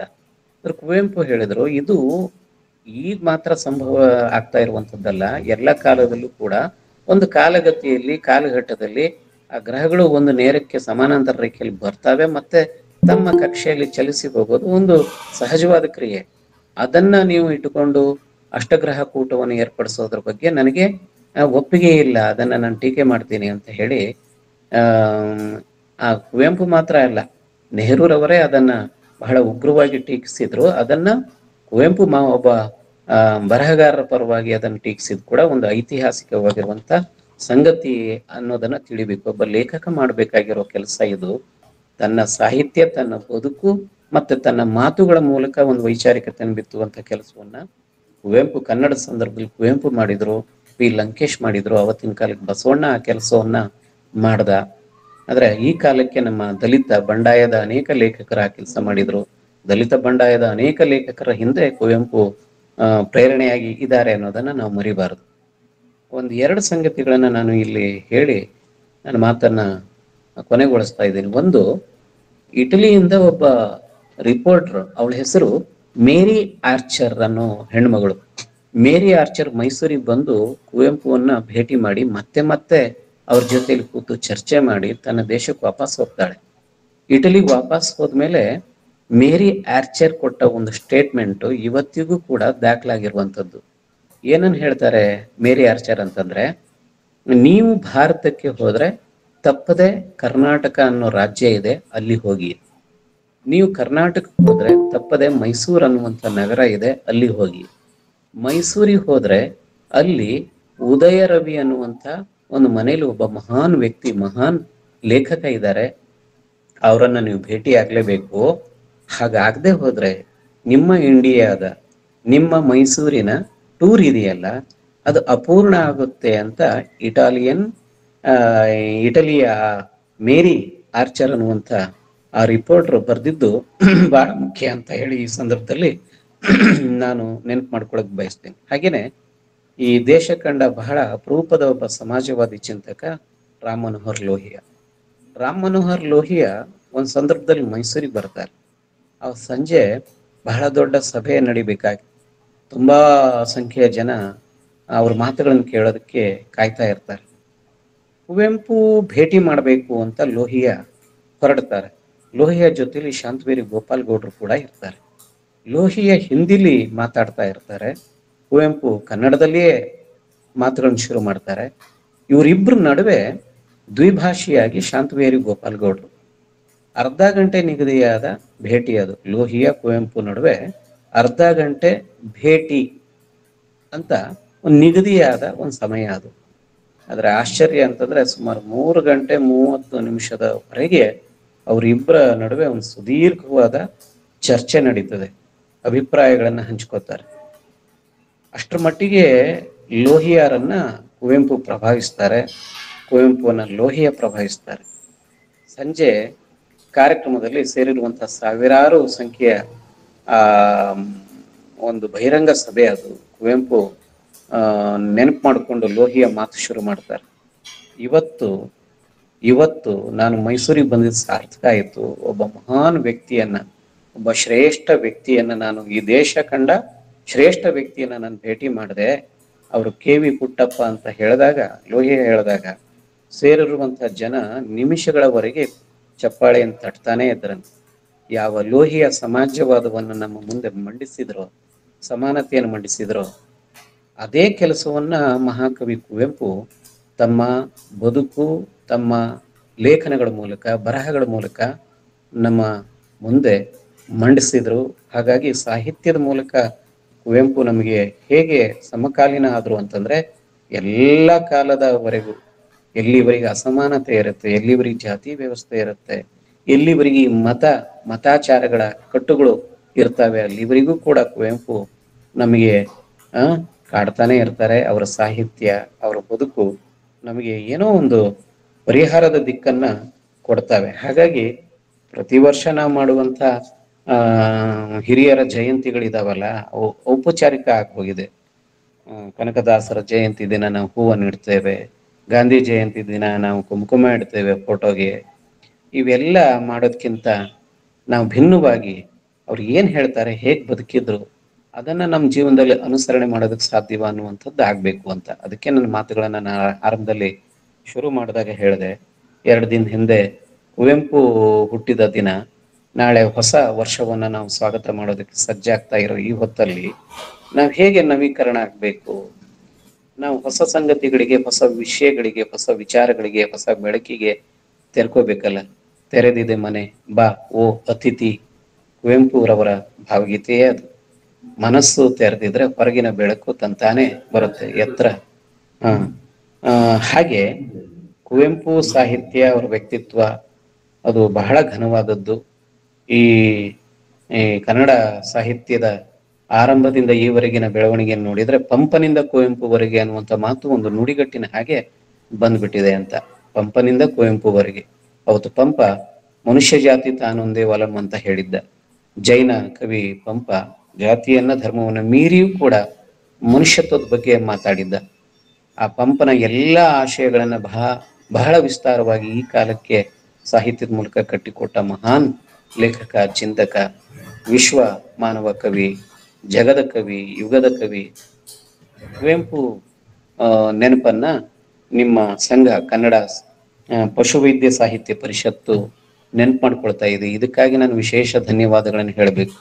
ಈ ಗುಂಪಿನಲ್ಲಿರುವಂಥವ್ರು ಎಲ್ಲರೂ ಕೂಡ ಬಹುತೇಕ ಪಶುವೈದ್ಯರಾಗಿ ನೀವು ಸೇವೆ ಸಲ್ಲಿಸ್ತಾ ಇರೋ. ಆದ್ರೆ ನನಗೆ ಗೊತ್ತಿರೋ ಹಾಗೆ ಅನೇಕ ವರ್ಷಗಳಿಂದ ನೀವು ಕಾರ್ಯಕ್ರಮಗಳನ್ನು ಮಾಡ್ತಾ ಇದ್ದೀರಿ. ಈ ಹಿಂದೆ ಕೂಡ ಶಿವಮೊಗ್ಗದಲ್ಲಿ ನಡೆದ ಕಾರ್ಯಕ್ರಮದಲ್ಲಿ ನನಗೆ ಅವಕಾಶ ಕೊಟ್ಟು ಕರೆಸ್ಕೊಂಡು ಹೊಸ ಹೊಸ ವಿಷಯಗಳ ಬಗ್ಗೆ ಚರ್ಚೆ ಕಾರ್ಯಕ್ರಮ ಮಾಡಿ ನನಗೆ ಮತ್ತೆ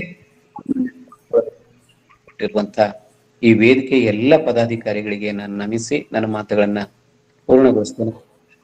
ಧನ್ಯವಾದಗಳು ಸರ್. ಕುವೆಂಪು ಅವರು ಮತ್ತು ವೈಚಾರಿಕತೆ ಈ ಬಗ್ಗೆ ಸುದೀರ್ಘವಾಗಿ ನಮಗೆ ನಮ್ಮ ಜ್ಞಾನವನ್ನು ಹೆಚ್ಚಿಸಿದ್ದಕ್ಕಾಗಿ ನಿಮಗೆ ಅಭಿನಂದನೆಗಳು. ಹಾಗೆಯೇ ಕುವೆಂಪು ಅವರು ಮತ್ತು ವೈಜ್ಞಾನಿಕತೆ ಹೇಗೆ ಒಂದಕ್ಕೊಂದು ಸಂಬಂಧ ಇತ್ತು, ಅವರು ಈ ಸಮಾಜದಲ್ಲಿರುವಂತಹ ಒಂದಿಷ್ಟು ಸಾಮಾಜಿಕ ಅನಿಷ್ಟಗಳನ್ನು ಹೇಗೆ ವಿರೋಧಿಸ್ತಾ ಇದ್ರು ಎಂಬ ಬಗ್ಗೆ ಸುದೀರ್ಘವಾಗಿ ನೀವು ಉದಾಹರಣೆಗಳ ಸಮೇತ ಮತ್ತು ಅಂಕಿಅಂಶಗಳ ಸಮೇತ ನಮ್ಮ ಎಲ್ಲ ಮಿತ್ರರಿಗೆ ಒಂದು ಜ್ಞಾನವನ್ನು ಹೆಚ್ಚಿಸಿದಿರಿ. ಇದಕ್ಕೆ ನಮಗೆ ಕೃತಜ್ಞತೆಗಳು. ಇನ್ನು ಮೇಲೆ ಒಂದಿಷ್ಟು ನಾವು ಸಂವಾದವನ್ನು ನಡೆಸೋಣ. ಯಾರ್ಯಾರು ಪ್ರಶ್ನೆ ಕೇಳೋರಿದ್ರೆ ನೀವು ನಿಮ್ಮ ಕೈಯನ್ನೇ ಎತ್ತಬಹುದು. ನಂತರ ಮೈಕನ್ನು ಅನ್ಮ್ಯೂಟ್ ಮಾಡ್ಕೊಂಡ್ಬಿಟ್ಟು ಅವರಿಗೆ ಒಂದಿಷ್ಟು ಸಂವಾದವನ್ನು ನಾವು ನಡೆಸಬಹುದು. ಈ ಸಂವಾದದಲ್ಲಿ ಡಾಕ್ಟರ್ ರವಿಕುಮಾರ್ ಅವರು ಸಹಿತ ಭಾಗವಹಿಸಬೇಕಂತ ಹಾಗೂ ಮಾಡ್ರೇಷನ್ ಮಾಡಿಕೊಡ್ಬೇಕಂತ ನಾನು ಕೇಳ್ಕೊಳ್ತೀನಿ. ನಮಸ್ಕಾರ.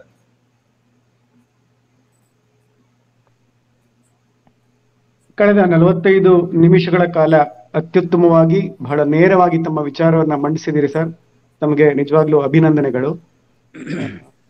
ಇನ್ನು ಈ ಕಾರ್ಯಕ್ರಮದ ಸಂವಾದದ ಹಂತ, ನಮ್ಮೊಡನೆ ಇರ್ತಕ್ಕಂಥ ಹಲವು ಹಿರಿಯರು ಹಾಗೂ ಕಿರಿಯರು ಕೂಡ, ಇವತ್ತಿನ ವಿಶೇಷ ಅಂದ್ರೆ ಕೆಲವು ವಿದ್ಯಾರ್ಥಿಗಳು ಕೂಡ ಸೇರ್ಕೊಂಡಿದ್ದಾರೆ.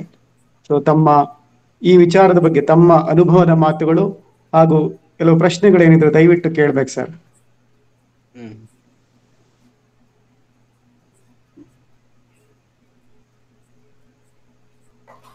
ಪ್ರಶ್ನೆಗಳನ್ನಾದ್ರೂ ಕೇಳಿ, ಅಥವಾ ಕುವೆಂಪು ಬಗ್ಗೆ ನಿಮಗಿರುವಂತ ಹೊಸ ಸಂಗತಿಗಳ ಬಗ್ಗೆ ಏನಾದ್ರೂ ಗೊತ್ತಿದ್ರೆ ನೀವು ಅದನ್ನ 1-2 ನಿಮಿಷದಲ್ಲಿ ಹಂಚಿಕೊಂಡ್ರು ಆದಿತ್ತು.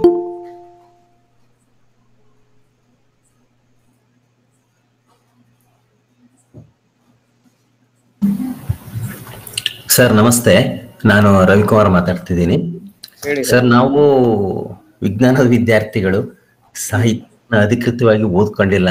ಹಾಗಾಗ್ಬಿಟ್ಟು ನಮಗೆ ಕುವೆಂಪು ಬಗ್ಗೆ ಹೆಚ್ಚಿನ ನಾವು ಸ್ವಂತ ಓದ್ಕೊಂಡಿರೋದು ಬಿಟ್ಟರೆ ಅಧಿಕೃತವಾಗಿ ಪಾಠಗಳನ್ನು ಕೇಳುವ ಮೂಲಕ ಶಾಸ್ತ್ರೀಯವಾಗಿ ಅಧ್ಯಯನ ಮಾಡಿಲ್ಲ ಅಂತ. ಹಾಗಾಗ್ಬಿಟ್ಟು ಎಷ್ಟೋ ಸಾರಿ ನಮಗೆ ಕವನಗಳನ್ನು ಓದಿದಾಗ ಅರ್ಥ ಆಗೋದಿಲ್ಲ ಸರ್ ಅದು. ಹಾಗೆ ಇದರಲ್ಲಿ ಒಂದು ಇದು ಅಂತ ಹೇಳಿದ್ರೆ, ನನಗೆ ಈ ಬಾರಿಸು ಕನ್ನಡ ಡಿಂಡಿಮವ ಕವನದಲ್ಲಿ ಕ್ಷಯಿಸೆ ಶಿವೇತರ ಕೃತಿಯಲ್ಲಿ ಮೂಡಲಿ ಮಂಗಳ ಮತಿಮತಿಯಲ್ಲಿ ಅಂತ ಬರುತ್ತಲ್ಲ ಸರ್, ಅದು ಕ್ಷಯಿಸೆ ಶಿವೇತರ ಅಂತಂದ್ರೆ ಅದೇನು ಅಂತ ನನಗೆ ಸ್ಪಷ್ಟ ಆಗಿಲ್ಲ ಸರ್. ದಯವಿಟ್ಟು ಅದ್ರ ಬಗ್ಗೆ ಒಂಚೂರು.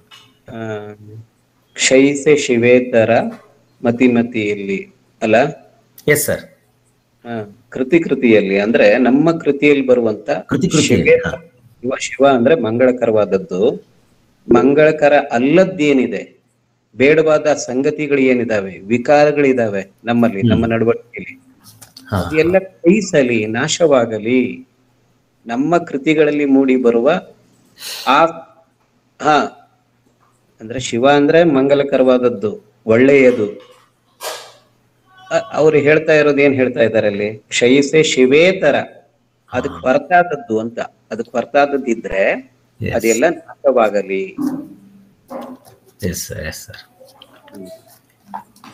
ಅಂದ್ರೆ ಶಿವ ಅಂದ್ರೆ ಮಂಗಳ ಅಂತ, ಒಳ್ಳೆಯದಲ್ಲದ್ದು ಕ್ಷಯಿಸಲಿ ಅಂತ ಅಲ್ಲ ಸರ್? ಸರಿ ಸರ್. ಶಿವೇತರ ಅಂದ್ರೆ ಅಮಂಗಲಕರವಾದದ್ದು, ಅಮಂಗಲಕರವಾದದ್ದೆಲ್ಲ ಕ್ಷಯಿಸಲಿ ಅಂತ. ಕ್ಷಯಿಸಲಿ ಅಂತ. ಸರ್ ನಮಸ್ಕಾರ. ನಂದೇ ನಾನು ಡಾಕ್ಟರ್ ಶ್ರೀಧರ್ ಅಂತ. ನಂದೊಂದು ಪ್ರಶ್ನೆ ಇದೆ. ಅನೇಕ ಜನ ಈಗ ವೈಚಾರಿಕತೆ ಬಗ್ಗೆ ಮತ್ತು ಮೂಢನಂಬಿಕೆಗಳ ಬಗ್ಗೆ ಇತ್ಯಾದಿಗಳ ಬಗ್ಗೆ ಮಾತಾಡ್ತಾರೆ, ಕುವೆಂಪು ಅವರನ್ನು ಸೇರಿಸಿಕೊಂಡ ಹಾಗೆ. ಆದರೆ ಇಲ್ಲಿ ಒಂದು ಪ್ರಶ್ನೆ ಏನು ಬರ್ತಾ ಇದೆ ಅಂತಂದರೆ, ಇಲ್ಲಿ ಕೇವಲ ಹಿಂದೂ ಧರ್ಮದ ಬಗ್ಗೆ ಮಾತ್ರ ಕೇಂದ್ರೀಕರಿಸಿಬಿಟ್ಟು ಹೇಳ್ತಾರೆ, ಇತರ ಧರ್ಮಗಳನ್ನು ಮುಟ್ಟುವ ಧೈರ್ಯ ಇಲ್ಲ. ಈ ರೀತಿಯ ಒಂದಷ್ಟು ಟೀಕೆ ಟಿಪ್ಪಣಿಗಳು ಅನೇಕ ಸಾಹಿತಿಗಳಿರ್ಬೋದು, ಅಥವಾ ಅವರೆಲ್ಲ ಪಂಥೀಯರು, ಎಡಪಂಥ ಬಲಪಂಥ ಇತ್ಯಾದಿ ಇದೆ, ಅವರಿಗೆಲ್ಲ ಈ ರೀತಿ ಇದೆ, ಕುವೆಂಪು ಅವರನ್ನು ಸೇರಿಸಿಕೊಂಡು ಅಂತ ಹೇಳ್ತಾರಲ್ಲ, ಇದಕ್ಕೆ ತಮ್ಮ ಒಂದು ಅಭಿಪ್ರಾಯ ಸರ್? ಇಲ್ಲ, ಅನೇಕರು ಬೇರೆ ಧರ್ಮದ ಬಗ್ಗೆ ಮಾತಾಡದೆ ಬಹಳ ಸುಲಭಕ್ಕೆ ಸಿಗೋ ಹಿಂದೂ ಧರ್ಮವನ್ನ ಟಾರ್ಗೆಟ್ ಮಾಡ್ತಾರೆ ಅನ್ನೋ ಆರೋಪ ಇರೋದ್ ನಿಜ. ಆದ್ರೆ ಕುವೆಂಪು ಹಾಗೆ ಆಡಿದ್ರು ಅನ್ನೋದ್ರ ಬಗ್ಗೆ ನನಗೆ ನಂಬಿಕೆ ಇಲ್ಲ. ಅವರು ಸಾಹಿತ್ಯದಲ್ಲಿ ಬಹಳ ಸ್ಪಷ್ಟವಾಗಿ ಎಲ್ಲಾ ಧರ್ಮದಲ್ಲಿರುವಂತ ಇದನ್ನು ಹೇಳ್ತಾರೆ. ನಾನು ಆಗ್ಲೇ ಪ್ರಸ್ತಾಪ ಮಾಡಿರುವಂತ ಪದ್ಯದಲ್ಲಿ ಮಸೀದಿ ಕೂಡ ಬರುತ್ತೆ, ಚರ್ಚು ಬರುತ್ತೆ. ಗುಡಿ, ಚರ್ಚು, ಮಸೀದಿಗಳ ಬಿಟ್ಟು ಹೊರ ಬನ್ನಿ ಅಂತಂದ್ರು ಅವರು. ಹಾಗಾಗಿ ಕುವೆಂಪು ಉಗ್ರ ಎಡಪಂಥೀಯರ್ ಹಾಗೆ ಮಾತಾಡ್ಲಿಕ್ಕೆ ಹೋಗಲ್ಲ. ಬಹಳ ಬ್ಯಾಲೆನ್ಸ್ ಆಗಿ ಅವರು ಎಲ್ಲಾ ಧರ್ಮದಲ್ಲಿರುವಂತ ಅಸತ್ಯಗಳ ಕುರಿತು, ಅವರು ಮೌಢ್ಯಗಳ ಕುರಿತು ಅವರಿಗೆ ಮಾತಾಡೋದಕ್ಕೆ ಗೊತ್ತಿತ್ತು. ಹಾಗಾಗಿ ಅವರು ಆ ತರದ ಪಕ್ಷಪಾತ ಮಾಡಿದ್ರು ಅಂತ ನನಗನ್ನಿಸ್ತಾ ಇಲ್ಲ. ಧನ್ಯವಾದಗಳು.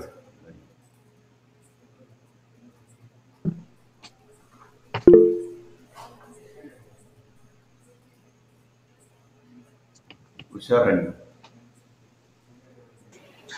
ಸರ್. ನಮಸ್ಕಾರ ಸರ್. ಸರ್ಫರಾಜ್ ಸರ್ ನಮಸ್ತೆ, ಆರಾಮಿದ್ದೀರಾ? ಆರಾಮಿದ್ದೀನಿ ಸರ್. ಬಹಳ ಚೆನ್ನಾಗಿತ್ತು. ನಾನ್ 45 ನಿಮಿಷ ಮಾತಾಡಿದ್ರಿ ಚೆನ್ನಾಗಿ. 45 ಮಿನಿಟ್ಸ್ ವೆರಿ ಗುಡ್ ಸರ್. ಆಮೇಲೆ ನೀವು ಮೇಷ್ಟ್ರು ಅಲ್ಲ ಸರ್, ನೀವು ಮೇಷ್ಟ್ರು. ನೀವು ಮಾತಾಡಿದ್ರೆ ಮತ್ತೆ ಇನ್ಯಾರು ಮಾತಾಡ್ಬೇಕು?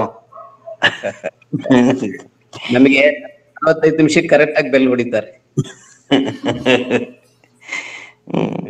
ಸರ್ ನನಗೀಗ ನೀವು ಅವರು ಮಹಾ ಕಾದಂಬರಿಗಳು 2, ಒಂದು ಕಾನೂರು ಹೆಗ್ಗಡತಿ, ಒಂದು ಇನ್ನೊಂದು ಮಲೆಗಳಲ್ಲಿ ಮದುಮಗಳು. ಕಾನೂರು ಹೆಗ್ಗಡತಿನಲ್ಲಿ ಕೊನೆಗೆ ಬರ್ತಾ ಬರ್ತಾ ಬೌದ್ಧ ಧರ್ಮದ ಬಗ್ಗೆ ಬಹಳ ಅವ್ರಿಗೆ ಇದು ತೋರಿಸುತ್ತೆ. ಆಮೇಲೆ ಅವ್ರಿಗೆ ಆ ಟೈಮ್ನಲ್ಲಿ ಅನ್ನ ಕರನಿನ ಟಾಲ್ಸ್ಟಾಯ್ನ್ ಕಾದಂಬರಿ ಓದ್ಬಿಟ್ಟು ಅದರಿಂದನೂ ಇನ್ಫ್ಲೂಯೆನ್ಸ್ ಆಗಿದ್ರು ಅಂತ ಹೇಳ್ತಾರೆ. ಆಮೇಲೆ ನನ್ನ ಪ್ರಶ್ನೆ ಇರೋದು, ಮಲೆಗಳಲ್ಲಿ ಮದುಮಗಳು ಅದು ನನ್ನಂದಾಜ ಅದು ಕನ್ನಡದಲ್ಲಿ ಶ್ರೇಷ್ಠ ಕಾದಂಬರಿ ಅದು ಅಂತ. ನಮ್ಮ DS ನಾಗಭೂಷಣ್ ಅವರು ಗಂಟೆಗಟ್ಟಲೆ ಮಾತಾಡೋದು ಸರ್ ಈ ಮಲೆಗಳಲ್ಲಿ ಮದುಮಗಳ ಬಗ್ಗೆ. ನಾವು ಎಲ್ಲಿ ಮುಟ್ಟಿದ್ರು, ಯಾವ ಪುಟ ಮುಟ್ಟಿದ್ರು, ಯಾವ ಲೈನ್ ಮುಟ್ಟಿದ್ರು ಅಲ್ಲಿ ಉಸಿರಾಡ್ತಾ ಇರುತ್ತೆ ಆ ಕಾದಂಬರಿ ಅನ್ನೋ ಮಾತನ್ನ DS ನಾಗಭೂಷಣ್ ಹೇಳ್ತಾ ಇದ್ರು. ಅದು 1970s ಬಂತಲ್ವ ಸರ್ ಅದು ಮಲೆಗಳಲ್ಲಿ ಮದುಮಗಳು? ನೋಡ್ಬೇಕಾದ ಡೇಟ್ ನೋಡಿ. ಅವಾಗ ಸಂಸ್ಕಾರ ಬಂದಿತ್ತು ಅನಂತಮೂರ್ತಿ ಅವ್ರದ್ದು. ಅದಾದ್ಮೇಲೆ ಇದು ಮಲೆಗಳಲ್ಲಿ ಮದುಮಗಳು ಬಂತು ಸರ್. ಆಗ ಮಾತಾಡಿದ್ದು ಏನಂದ್ರೆ ನಮ್ಮೆಲ್ಲ ಈ ಮಲೆಗಳಲ್ಲಿ ಮದುಮಗಳಿಗೆ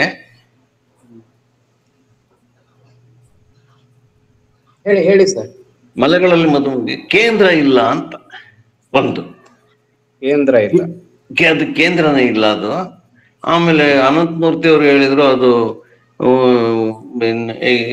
ವಿವರಗಳಲ್ಲಿ ಸೊಕ್ಕಿದೆ ಅಂತ ಒಂದು ಮಾತು. ವಿವರಗಳಲ್ಲಿ ಸೊಕ್ಕಿದೆ ಅದು ಅಂತಂದು ಒಂದು ಹೇಳಿದ್ರು. ಒಂದು ಇನ್ನೊಂದು ಏನ್ ಸರ್ ಅಂದ್ರೆ ಬೋಳ್ವಾರ್ ಮೊಹಮ್ಮದ್ ಕುಯಿ ಅವರು ಅದ್ರ ಬಗ್ಗೆ ಒಂದು ತಕರಾರು ಎತ್ತಿದ್ರು ಸರ್. ಮಲೆಗಳಲ್ಲಿ ಮದುಮಗಳಿನಲ್ಲಿ ಒಂದೇ ಒಂದು ಮುಸಲ್ಮಾನರ ಪಾತ್ರವೂ ಸಹ ದೊಡ್ಡದಾಗಿ ಇಲ್ಲ, ಬಹಳ ಕೀಳು ಮಟ್ಟದ ಪಾತ್ರಗಳನ್ನು ಮಾತ್ರ ಸೃಷ್ಟಿ ಮಾಡಿದ್ದಾರೆ ಕುವೆಂಪು ಅವರು ಅಂತಕ್ಕಂಥ ಮಾತು ಹೇಳಿದ್ರು. ಇದ್ರ ಬಗ್ಗೆ ಒಂದ್ ಸ್ವಲ್ಪ ಬೆಳಕಲ್ಬೇಕು ಅಂತ ಕೇಳ್ಕೊಳ್ತೀನಿ ಸರ್. ಹೌದು, ಅದು ಕೇಂದ್ರ ಇಲ್ಲ ಅಂತ ಆಕ್ಷೇಪ ಬಂದಿತ್ತು. ಹೌದು, ಆರಂಭದಲ್ಲಿ ಬಂದ ವಿಮರ್ಶೆಗಳಲ್ಲಿ ಅದಕ್ಕೊಂದು ಕೇಂದ್ರನೇ ಇಲ್ಲ, ಹೀಗೆ ಹರ್ಕೊಂಡು ಹೋಗುತ್ತಲ್ಲ ಬಿಡಿ ಬಿಡಿಯಾಗಿ 3 ದಿಕ್ಕುಗಳಲ್ಲಿ ಅಂತ ಈ ತರದ್ದೆಲ್ಲ ಆಕ್ಷೇಪಗಳು ಬಂತು. ಆದ್ರೆ ಕೊನೆಗೆ ಎಲ್ರು ಇಲ್ಲ, ನಾವು ಸಿದ್ಧ ಸೂತ್ರಗಳನ್ನ ಅನ್ವಯ ಮಾಡಿ ಆ ಕಾದಂಬರಿನ ನಾವು ಅನಾಲಿಸಿಸ್ ಮಾಡ್ಲಿಕ್ಕೆ ಹೊರಟಿದೀವಿ. ಒಂದು ಕಾದಂಬರಿ ಹೀಗೇನೆ ಇರ್ಬೇಕು, ಹೀಗೆ ಸಾಗ್ಬೇಕು ಅನ್ನೋ ಸಿದ್ಧ ಸೂತ್ರಗಳನ್ನ ಇಟ್ಟುಕೊಂಡು ಆ ಕೃತಿಯನ್ನ ನಾವು ವಿಮರ್ಶೆ ಮಾಡಿದ್ದೆ ತಪ್ಪು ಅನ್ನುವಂತ ಹಂತಕ್ಕೆ ವಿಮರ್ಶಕರು ಬಂದು ಮುಟ್ಟಿದ್ರು. ಆಮೇಲೆ ನೀವು ಕೇಳಿದ್ರಲ್ಲ ಎಷ್ಟರಲ್ಲಿ ಬಿಡುಗಡೆ ಆಯ್ತು, ಅದು ಒಂದು ಪ್ರಕಟ ಆಗಿದ್ದು ಕಾನೂರು ಹೆಗ್ಗಡತಿ ಅದು 36ರಲ್ಲಿ 67ರಲ್ಲಿ ಬಂತು. ಮಲೆಗಳಲ್ಲಿ ಮದುಮಗಳು ಮಲೆಗಳಲ್ಲಿ ಮದುಮಗಳು 67ರಲ್ಲಿ ಬಂತು. ಹೆಗ್ಗಡತಿ ಬಂದ ಎಷ್ಟೋ ವರ್ಷದ ನಂತರ ಬಂದ ಕೃತಿ. Long gap. ಹೌದು.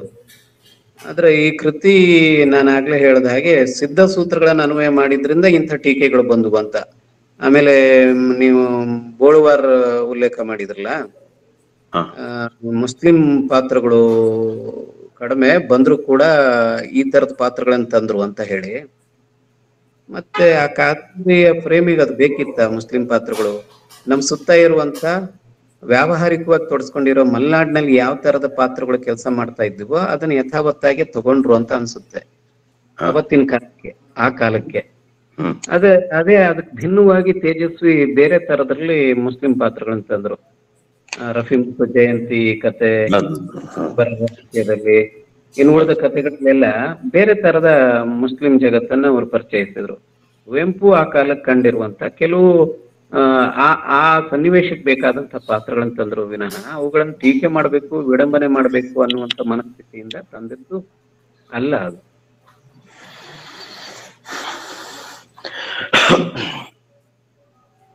ಧನ್ಯವಾದಗಳು ಸರ್.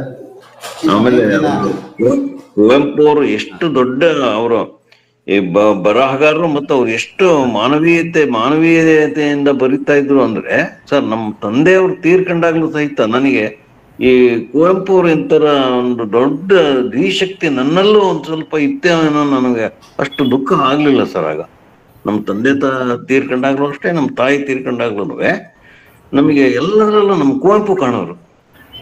ಅಷ್ಟು ದೊಡ್ಡ ಬರಹಗಾರ ಮತ್ತು ಅಷ್ಟು ದೊಡ್ಡ ಮಾನವೀಯತೆಯಿಂದ ಮನುಷ್ಯರವರು. ಅವರು ಯಾರು ಕಳ್ಳನ ಕತ್ತರಿ ಅಂತ ತೇಜಸ್ವಿ ಬರೀತಾರೆ ಸರ್, ಅದರಲ್ಲಿ ಅಣ್ಣನ ನೆನಪಿನಲ್ಲಿ. ಅದ್ರಲ್ಲಿ ಆ ಕಳ್ಳನ ಕಾರಲ್ಲಿ ಕೂರಿಸ್ಕೊಂಡು ಹೋಗ್ತಾರೆ ಕಳ್ಳನ್ನ. ಅವ್ರ ಮನೆಗ್ ಬಂದಿರ್ತಾನೆ ಕಳ್ಳ ಕಳ್ಳತನ ಮಾಡಕ್ಕೆ. ಆ ಕಳ್ಳನ್ನ ಕುವೆಂಪು ಅವ್ರೆ ಯಾರು ಬಡಿ ಕುಡ್ದವನ್ನ ಅಂತಂದು ಹೊಡಿದಂಗೆ ಅವನ್ನ ಕಾರಲ್ಲಿ ಕೂರಿಸ್ಕೊಂಡು ಹೋಗ್ತಾರೆ ಪೊಲೀಸ್ ಸ್ಟೇಷನ್ಗೆ. ಈ ತರ ಒಂದು ಬಹಳ ಸೊಫಿಸ್ಟಿಕೇಟೆಡ್ ಮತ್ತು ಬಹಳ ಮೃದು ಸ್ವಭಾವದ ಕುವೆಂಪು ಅವರೇ ನನಗೆ ಎಲ್ಲ ಕಾಣ್ತಾರೆ ಸರ್. ಮತ್ತ ಅವ್ರದ್ದು ಆ ಪದ್ಯ ಇದೆಯಲ್ಲ ಸರ್, ಅದೇ ನೀವು ತಾವ್ ಹೇಳಿದ್ರಲ್ಲ ಸರ್, ಹೆಸರು ಮಾತುಬಿಟ್ಟೆ. ಅಖಂಡ ಕರ್ನಾಟಕ ಅಲ್ಲ ಸರ್, ಆಗೋನಿ ಅನಿಕೇತನ. ಅದು ನಾನು ಯಾವಾಗ್ಲೂ ಹೇಳ್ತಾ ಇರ್ತೀನಿ ಸರ್, ಅನಿಕೇತನ ಅದೇನು ನನ್ನನ್ನು ಉತ್ತಮಸ್ಥನನ್ನಾಗಿ ನನ್ನನ್ನು ನಾನು ಉತ್ತಮಸ್ಥನ ಆಗೋದಕ್ಕೆ ನಾನು ಹಾಡನ್ನ ಯಾವಾಗ್ಲೂ ಹೇಳ್ತಾ ಇರ್ತೀನಿ. ಬಹಳ ಅದ್ಭುತವಾದ ಪದ್ಯ ಸರ್. ಅದೊಂದು ಪದ್ಯನ ನಮ್ಮ ವಿದ್ಯಾರ್ಥಿಗಳಿಗೆ ಸಾಕು, ಅನಿಕೇತನ ಪದ್ಯ. ಆ ಕುವೆಂಪು ಅವ್ರು ಎಷ್ಟೋ ಸಲ ಹೇಳಿರಲ್ಲ ಸರ್, ನನ್ನೊಂದು ಪದ್ಯ ಓದ್ರಿ ಅದ್ ನಾನು ವಿಶ್ವಮಾನವ ಗೀತನ ಒಂದು ಹೇಳ್ಕಳಿ ಸಾಕು ಅಂತ. ಅದೊಂದು ಪದ್ಯ ಸಾಕು.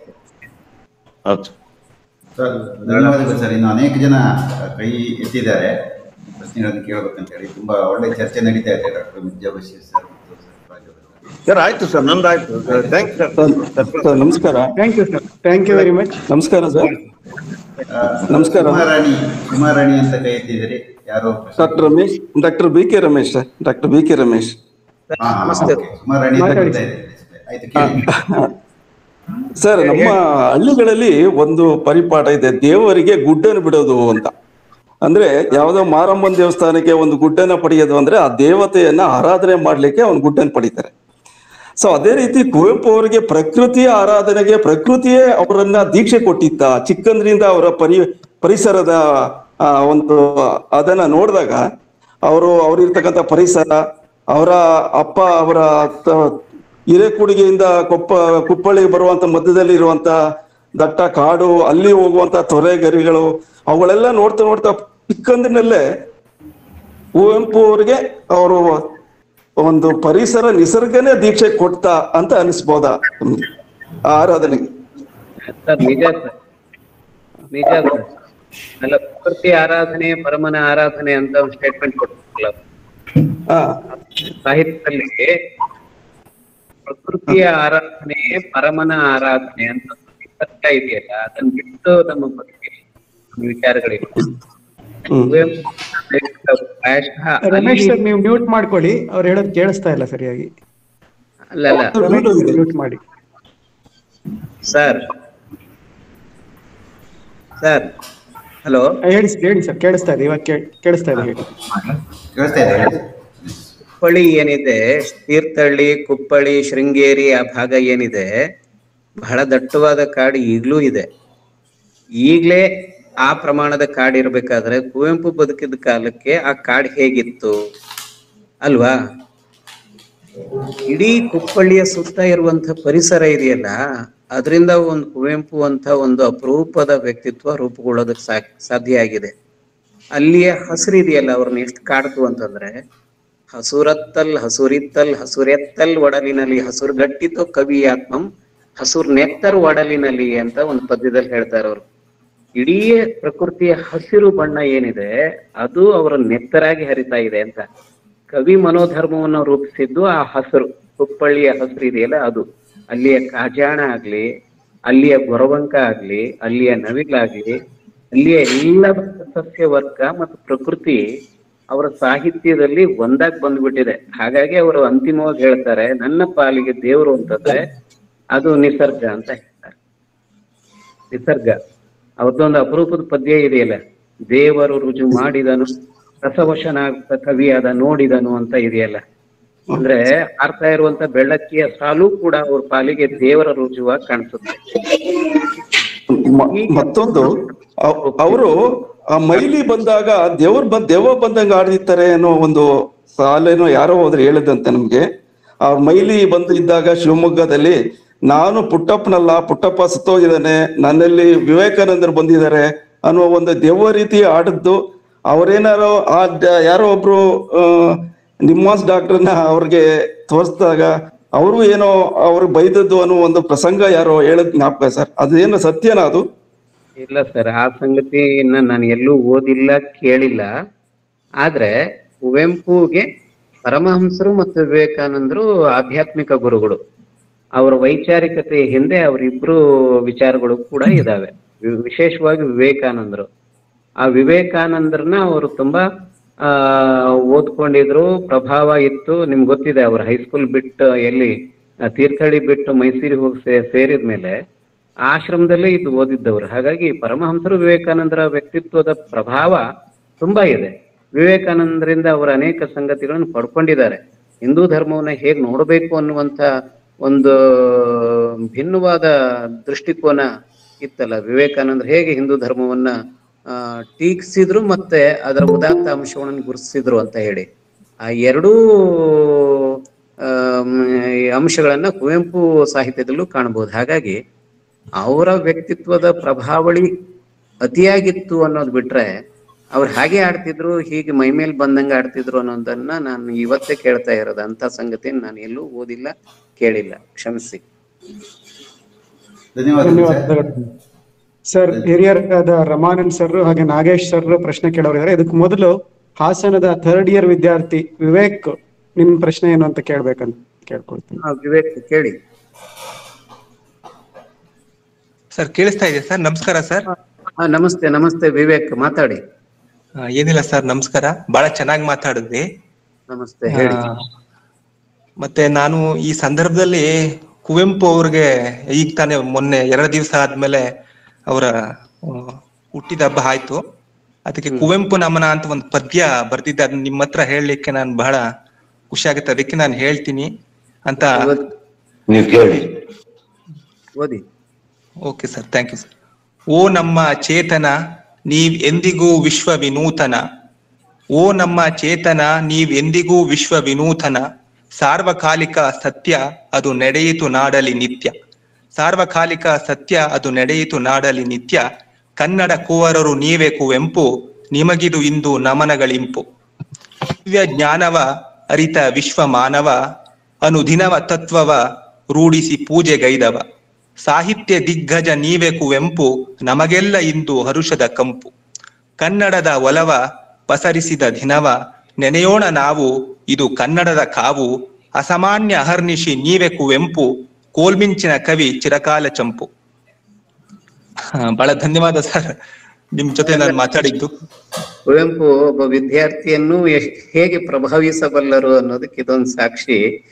ಕನ್ನಡದ ಮನಸ್ಸುಗಳನ್ನ ಹಾಗೆ ಪ್ರಭಾವಿಸ್ತಾ ಇದ್ದಾರೆ ಕುವೆಂಪು ಯಾವತ್ತೂ ಕೂಡ. ವಿದ್ಯಾರ್ಥಿಯಾಗಿ ನೀವು ಕುವೆಂಪುವನ್ನ ಇನ್ನಷ್ಟು ಓದ್ಕೊಳ್ಳಿ, ಅವ್ರ ಸಾಹಿತ್ಯದ ಬಗ್ಗೆ ಹೆಚ್ಚು ತಿಳುವಳಿಕೆ ಬರ್ಲಿ, ನೀವು ಇನ್ನಷ್ಟು ಬೆಳಿತೀರಿ. ನಿಮ್ಮ ಪದ್ಯ ಚೆನ್ನಾಗಿದೆ. ನಮಸ್ತೆ. ನಮಸ್ಕಾರ ಸರ್, ಧನ್ಯವಾದ ಸರ್. ಧನ್ಯವಾದಗಳು ವಿವೇಕ್. ಈಗ ಹಿರಿಯರಾದ ರಮಾನಂದ್ ಸರ್ ತಮ್ಮ ಪ್ರಶ್ನೆಯನ್ನು ಕೇಳ್ಬೇಕಂತ ಕೇಳ್ಕೊಳ್ತೀನಿ. ನಮಸ್ಕಾರ ಸರ್. ನಮಸ್ತೆ. ತಾವು ಈ ದಿನ ಒಂದು ಅದ್ಭುತವಾಗಿ ನನ್ನ ಎಲ್ಲ ಸ್ನೇಹಿತರಿಗೆ ಕುವೆಂಪು ವೈಚಾರಿಕತೆಯ ಬಗ್ಗೆ ತುಂಬಾ ಮಾಹಿತಿ ನೀಡಿದ್ರಿ. ಬರೀ ವೈಚಾರಿಕತೆ ಅಷ್ಟೇ ಅಲ್ಲ, ಅವರು ಶ್ರೇಷ್ಠ ಸಾಹಿತಿ ಹೇಗೆ ಅಂತ ಕೂಡ ನಮಗೆ ತಿಳಿಸ್ಕೊಟ್ರಿ. ತುಂಬಾ ಸಂತೋಷ ಆಯ್ತು. ನನ್ನ ಒಂದು ಪ್ರಶ್ನೆ ಏನಂದ್ರೆ, ನೀವೊಬ್ಬ ಸಾಹಿತ್ಯ ವಿದ್ಯಾರ್ಥಿಯಾಗಿ ಒಂದು ಕಾದಂಬರಿ ಅಂದ್ರೆ ಯಾವ್ದಾದ್ರು ನಾಯಕ ಅಥವಾ ನಾಯಕಿ ಕೇಂದ್ರಿತವಾಗಿ ಇರ್ಬೇಕಾ? ಹಾಗೇನು ಅನ್ಸಿಲ್ಲ. ಅದಕ್ಕೆ ಕುವೆಂಪುನೇ ಉತ್ತರ ಕೊಟ್ಟಿದ್ದಾರೆ. ಅವರ ಮಲೆಗಳಲ್ಲಿ ಮದುಮಗಳು ನೋಡಿದಾಗ ಅದು ಒಂದು ನಂಬಿಕೆ ಅಷ್ಟೇ ಅಂತ ಅನ್ಸುತ್ತೆ. ಆ ನಂಬಿಕೆ ಅದ್ ಯಾಕೆ ಬಂತು ಗೊತ್ತಿಲ್ಲ. ನಾಯಕ ನಾಯಕಿ ಇರುವಂತದ್ ಮಾತ್ರ ಸಿನಿಮಾ ಅಥವಾ ಕಾದಂಬರಿ ಅನ್ನೋದು ಒಂದು ಭ್ರಮೆ, ತಪ್ಪು ಕಲ್ಪನೆ. ಅದು ಬದುಕೆ ಕೇಂದ್ರಿತವಾಗಿಲ್ವಾ? ಮಲೆಗಳಲ್ಲಿ ಮದುಗಳು ಬದುಕೆ ಹೀರೋ ಅಲ್ವಾ ಅದರಲ್ಲಿ? ಆ ಒಂದು ಕ್ಲಾರಿಫಿಕೇಶನ್ ಅಷ್ಟೇ. ಅಂದ್ರೆ ಯಾವುದೇ ನಾಯಕ ಕೇಂದ್ರಿತವಲ್ಲವಾದದ್ದು ಸಾಹಿತ್ಯವಲ್ಲವೇ ಅಂತಕ್ಕಂತ ಒಂದು ಇದಷ್ಟೇ ಪ್ರಶ್ನೆ. ಇಲ್ಲ, ಅಲ್ಲಿಯ ಜನಜೀವನ, ಮಲೆನಾಡು, ಆ ಮಲೆನಾಡಿನ ಚಿತ್ರ, ಆ ಜೀವನಾನುಭವ ಅದೇ ಕೇಂದ್ರ ಸ್ಥಾನದಲ್ಲಿ ಇರೋದ್ರಿಂದ ನೀವ್ ಹೇಳಿ ಸರಿ ಇದೆ ಸರ್. ನಾಯಕ ನಾಯಕಿ ಪ್ರಧಾನವಾದ ಕೃತಿಗೆ ಅದಲ್ಲ. ಆಮೇಲೆ ಎರಡನೇದಾಗಿ ಅವ್ರು ನನಗನ್ಸುತ್ತೆ ಅದ್ಭುತವಾದ ಎರಡೇ ಕಾದಂಬರಿಗಳನ್ನ ಕೊಟ್ಟರು, ಅದ್ಭುತವಾದ ಕಾದಂಬರಿಕಾರ. ಆ ಕಾದಂಬರಿಗಳನ್ನ ಓದಿದ್ರೆ ಕನಿಷ್ಠ ಅಂದ್ರೆ 1-1.5-2 ತಿಂಗಳ ತನಕ ನಮ್ಮ ಮನಸ್ಸಿಂದ ಆ ಪಾತ್ರಗಳು ಹೊರಗೆ ಹೋಗಲ್ಲ ಸರ್. ಅಂತ ಒಂದು ಶ್ರೇಷ್ಠ ಸಾಹಿತ್ಯ ಬಗ್ಗೆ ಇವತ್ತು ಪರಿಚಯ ಮಾಡಿದ್ರಿ. ತುಂಬಾ ಧನ್ಯವಾದಗಳು ಸರ್. ಎರಡು ಕೃತಿಗಳನ್ನ ಏನ್ ಕರೀತಾರೆ ಅಂದ್ರೆ ವಿಮರ್ಶಕರು, ಕನ್ನಡದ ರಾಮಾಯಣ ಮತ್ತು ಮಹಾಭಾರತ. ರಾಮಾಯಣ ಮತ್ತು ಮಹಾಭಾರತ ಯಾವುದು ಅಂತಂದ್ರೆ ಅದು ಹೆಗ್ಗಡತಿ ಮತ್ತು ಇದು. ಅದುವರೆಗೂ ಮಲೆನಾಡಿನ ಚಿತ್ರವನ್ನು ಯಾವ ಕವಿನೂ ಚಿತ್ರಿಸಿರ್ಲಿಲ್ಲ ಅಲ್ವಾ ಸರ್? ಅಲ್ಲ, ಬಂದಿತ್ತು ಅಲ್ಲಿ. ಆದ್ರೆ ಈ ಪ್ರಮಾಣದಲ್ಲಿ ನಿಸರ್ಗವನ್ನ ಕೇಂದ್ರವಾಗಿಟ್ಟುಕೊಂಡು, ಮಲೆನಾಡನ್ನ ಕೇಂದ್ರವಾಗಿಟ್ಟುಕೊಂಡು ಬರ್ದಿದ್ದು ಬಹಳ ಅಪರೂಪ. Thank you sir. ಮತ್ತೆ ಪ್ರಶ್ನೆಗಳು ಕೇಳೋರು ಇದ್ದಾರೆ, ಹಾಗಾಗಿ ಒಂದಿನ ಚರ್ಚೆ ಮಾಡ್ತೀನಿ ಸರ್. ಓಕೆ, ಮಾಡೋಣ. Sure sir, sure. Thank you sir. ಈಗ ನಾಗೇಶ್ ಸರ್ ತಮ್ಮ ಪ್ರಶ್ನೆಯನ್ನು ಕೇಳ್ಬೇಕಂತ ಹೇಳ್ತೀನಿ. ಹೇಳಿ sir. Sarfaraz sir. Yes sir. Sarfaraz sir, ತುಂಬಾ ಚೆನ್ನಾಗಿ ಮಾತಾಡಿದ್ದೀರಾ, ಖುಷಿ ಆಯ್ತು. ಎರಡನೇದು, ಮೊದ್ಲೇ ಮಾತಾಡ್ಬೇಕು ಅನ್ಕೊಂತ ಇದ್ದೆ, ಒಳ್ಳೇದಾಯ್ತು. ವಿವೇಕ್ ಅನ್ನೋ ವಿದ್ಯಾರ್ಥಿಯ ಕವನ ಕೇಳಕ್ಕೆ ಅವಕಾಶ ಸಿಕ್ತು. ಅದು ಕುವೆಂಪು ಪ್ರಭಾವ ಅನಿಸ್ತು. ನಂದೇನು ಪ್ರಶ್ನೆ ಇಲ್ಲ, ನಂದೊಂದು ಸಣ್ಣ ನೆರೇಷನ್ ಅಷ್ಟೇ. ರಾಮಾಯಣ ದರ್ಶನಂನ ಕನ್ನಡ ಅನುವಾದವನ್ನು ಓದಿದ್ದೆ ನಾನು. ಯಾಕೆಂದ್ರೆ ಹಳೆ ಕನ್ನಡ ಗೊತ್ತಾಗೋದಿಲ್ಲ ನಮ್ಗೆ ಶ್ರೀರಾಮಾಯಣ ದರ್ಶನ ಓದಕ್ಕೆ. ರಾಜಶೇಖರ್ ಅಂತ ಒಬ್ರು ಚಿತ್ರದುರ್ಗದವರು ಅದನ್ನ ಟ್ರಾನ್ಸ್ಲೇಟ್ ಮಾಡಿದ್ರು ಕನ್ನಡಕ್ಕೆ, ನಮ್ಮ ಕನ್ನಡಕ್ಕೆ. ಅದು IBH ಪ್ರಕಾಶನದ್ದು. ಯಾರಾದ್ರೂ ಹಳೆಗನ್ನಡ ಅರಗಿಸ್ಕೊಳಕ್ಕೆ ಕಷ್ಟ ಆಗೋ ನನ್ನಂತವ್ರಿಗೆ ಹೇಳ್ತಾ ಇದ್ದೀನಿ ಒಂದು ಇನ್ಫಾರ್ಮೇಶನ್. ಆ ಪುಸ್ತಕ ಓದಿದ್ರು ಸಾಕು. ಅದರಲ್ಲಿ ನನಗೆ ಒಂದು ಪ್ರಭಾವ ಬೀರಿದ್ದು ಅಂದ್ರೆ, ತುಂಬಾ ಇನ್ವಾಲ್ವ್ ಆಗಿ ಕವಿ ರಾಮಾಯಣದಲ್ಲಿ ಮಕ್ಕಳು ರಾಮ ಸೀತೆ ಕಾಡಿಗೆ ಹೋಗಿ ಮೊದಲನೇ ಸ್ಟೇಜ್ ಅಲ್ಲಿ ಹೋಗಿ ಒಂದು ಪರ್ಣಕುಟಿ ಕಟ್ಕೊಂತಾರಲ್ಲ, ಅವಾಗ ಅವರು ವಿವರಣೆ ಕೊಟ್ಟಿದ್ದಾರೆ. ನನಗೆ ಅನುವಾದಿತ ಕನ್ನಡದಲ್ಲಿ ಓದಿದ್ದು. ಈ ಕವಿನೂ ಅವ್ರ ಹಿಂದೆ ಓದ್ನಂತೆ. ಯಾಕೆ ಅಂತಂದ್ರೆ, ರಾಮ ಯಾರೋ ದೊಡ್ಡ ಮನುಷ್ಯ ಅಂತ ಅಲ್ಲ, ಸಣ್ಣ ಮನುಷ್ಯ ಅಂತಲೂ ಅಲ್ಲ, ಅವನು ಏನೇನ್ ಮಾಡ್ದ ಅನ್ನೋ ಪ್ರಶ್ನೆಗೆ ಏನು ಅಲ್ಲವಂತೆ. ಹೊಸದಾಗಿ ಮದುವೆ ಆದ ಎಳೆ ಹುಡುಗ ಹುಡುಗಿ ಪ್ರಕೃತಿಯಲ್ಲಿ ಕಾಡಿಗೆ ಹೋದ್ರೆ ಅವ್ರು ಎಷ್ಟು ಚೆನ್ನಾಗಿ ಜೀವನವನ್ನ ಸವಿಬಹುದು, ಗಳಿಗೆ ಸಮಯವನ್ನ ಅನ್ನೋದನ್ನ ನೋಡಕ್ಕೆ ಹೋದ್ರಂತೆ.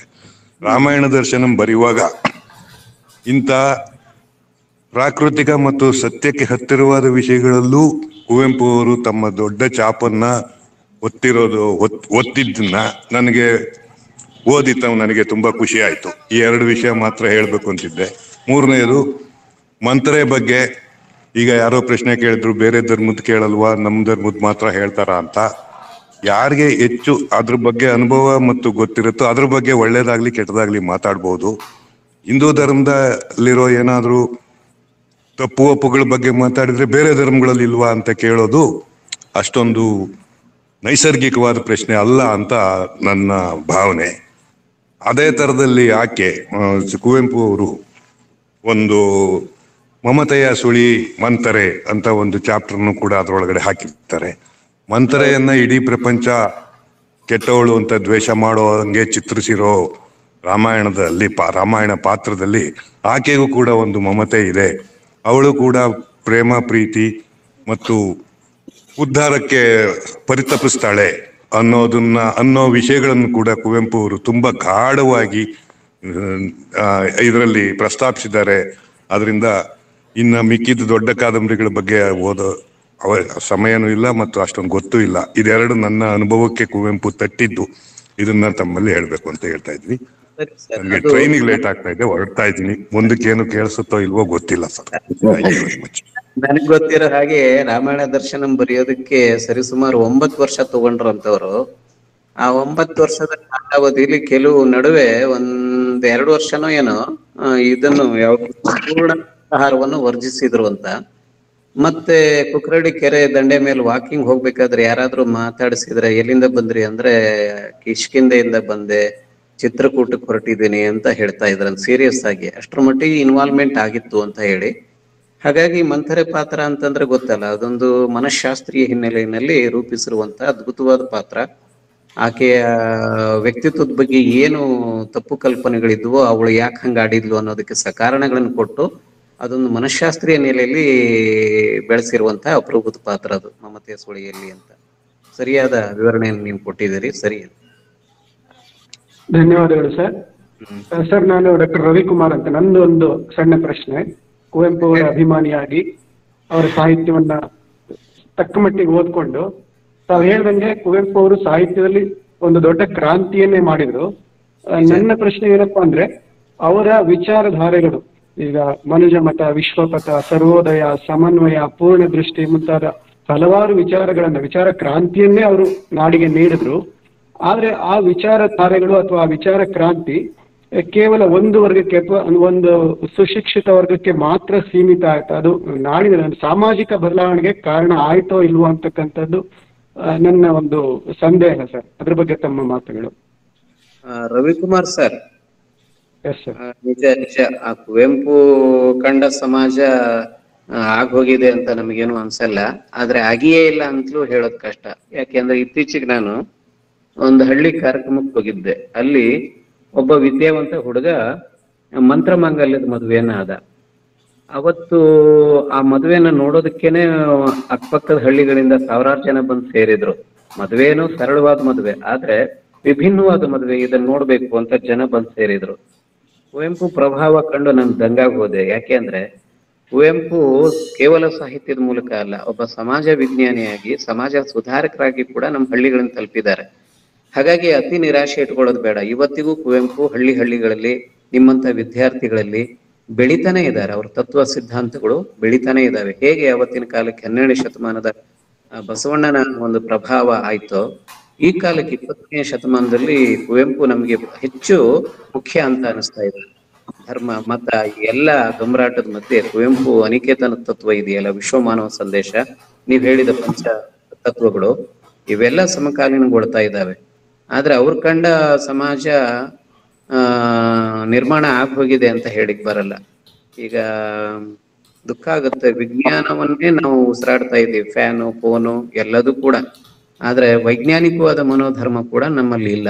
ಅದು ಬಹಳ ವಿಪರ್ಯಾಸ ಅಂತ. ಧನ್ಯವಾದಗಳು ಸರ್. ತಾವು ಹೇಳಿದಾಗೆ ನೀವು ಅವತ್ತು ಕಂಡ್ಕೊಂಡಂತ ಆ ಘಟನೆಗಳೇ ನಮ್ಮ ಬದುಕಿಗೆ ಒಂದು ಸ್ಫೂರ್ತಿಯನ್ನ ಕೊಡ್ಬೇಕು ಅಂತ ಅನ್ಕೊಳ್ತೀನಿ ಬಹುಶಃ. ನಿಜ. ಬೇರೆ ಯಾರಾದ್ರೂ ಪ್ರಶ್ನೆಗಳನ್ನು ಕೇಳೋರಿದ್ರೆ ಕೇಳಬಹುದು.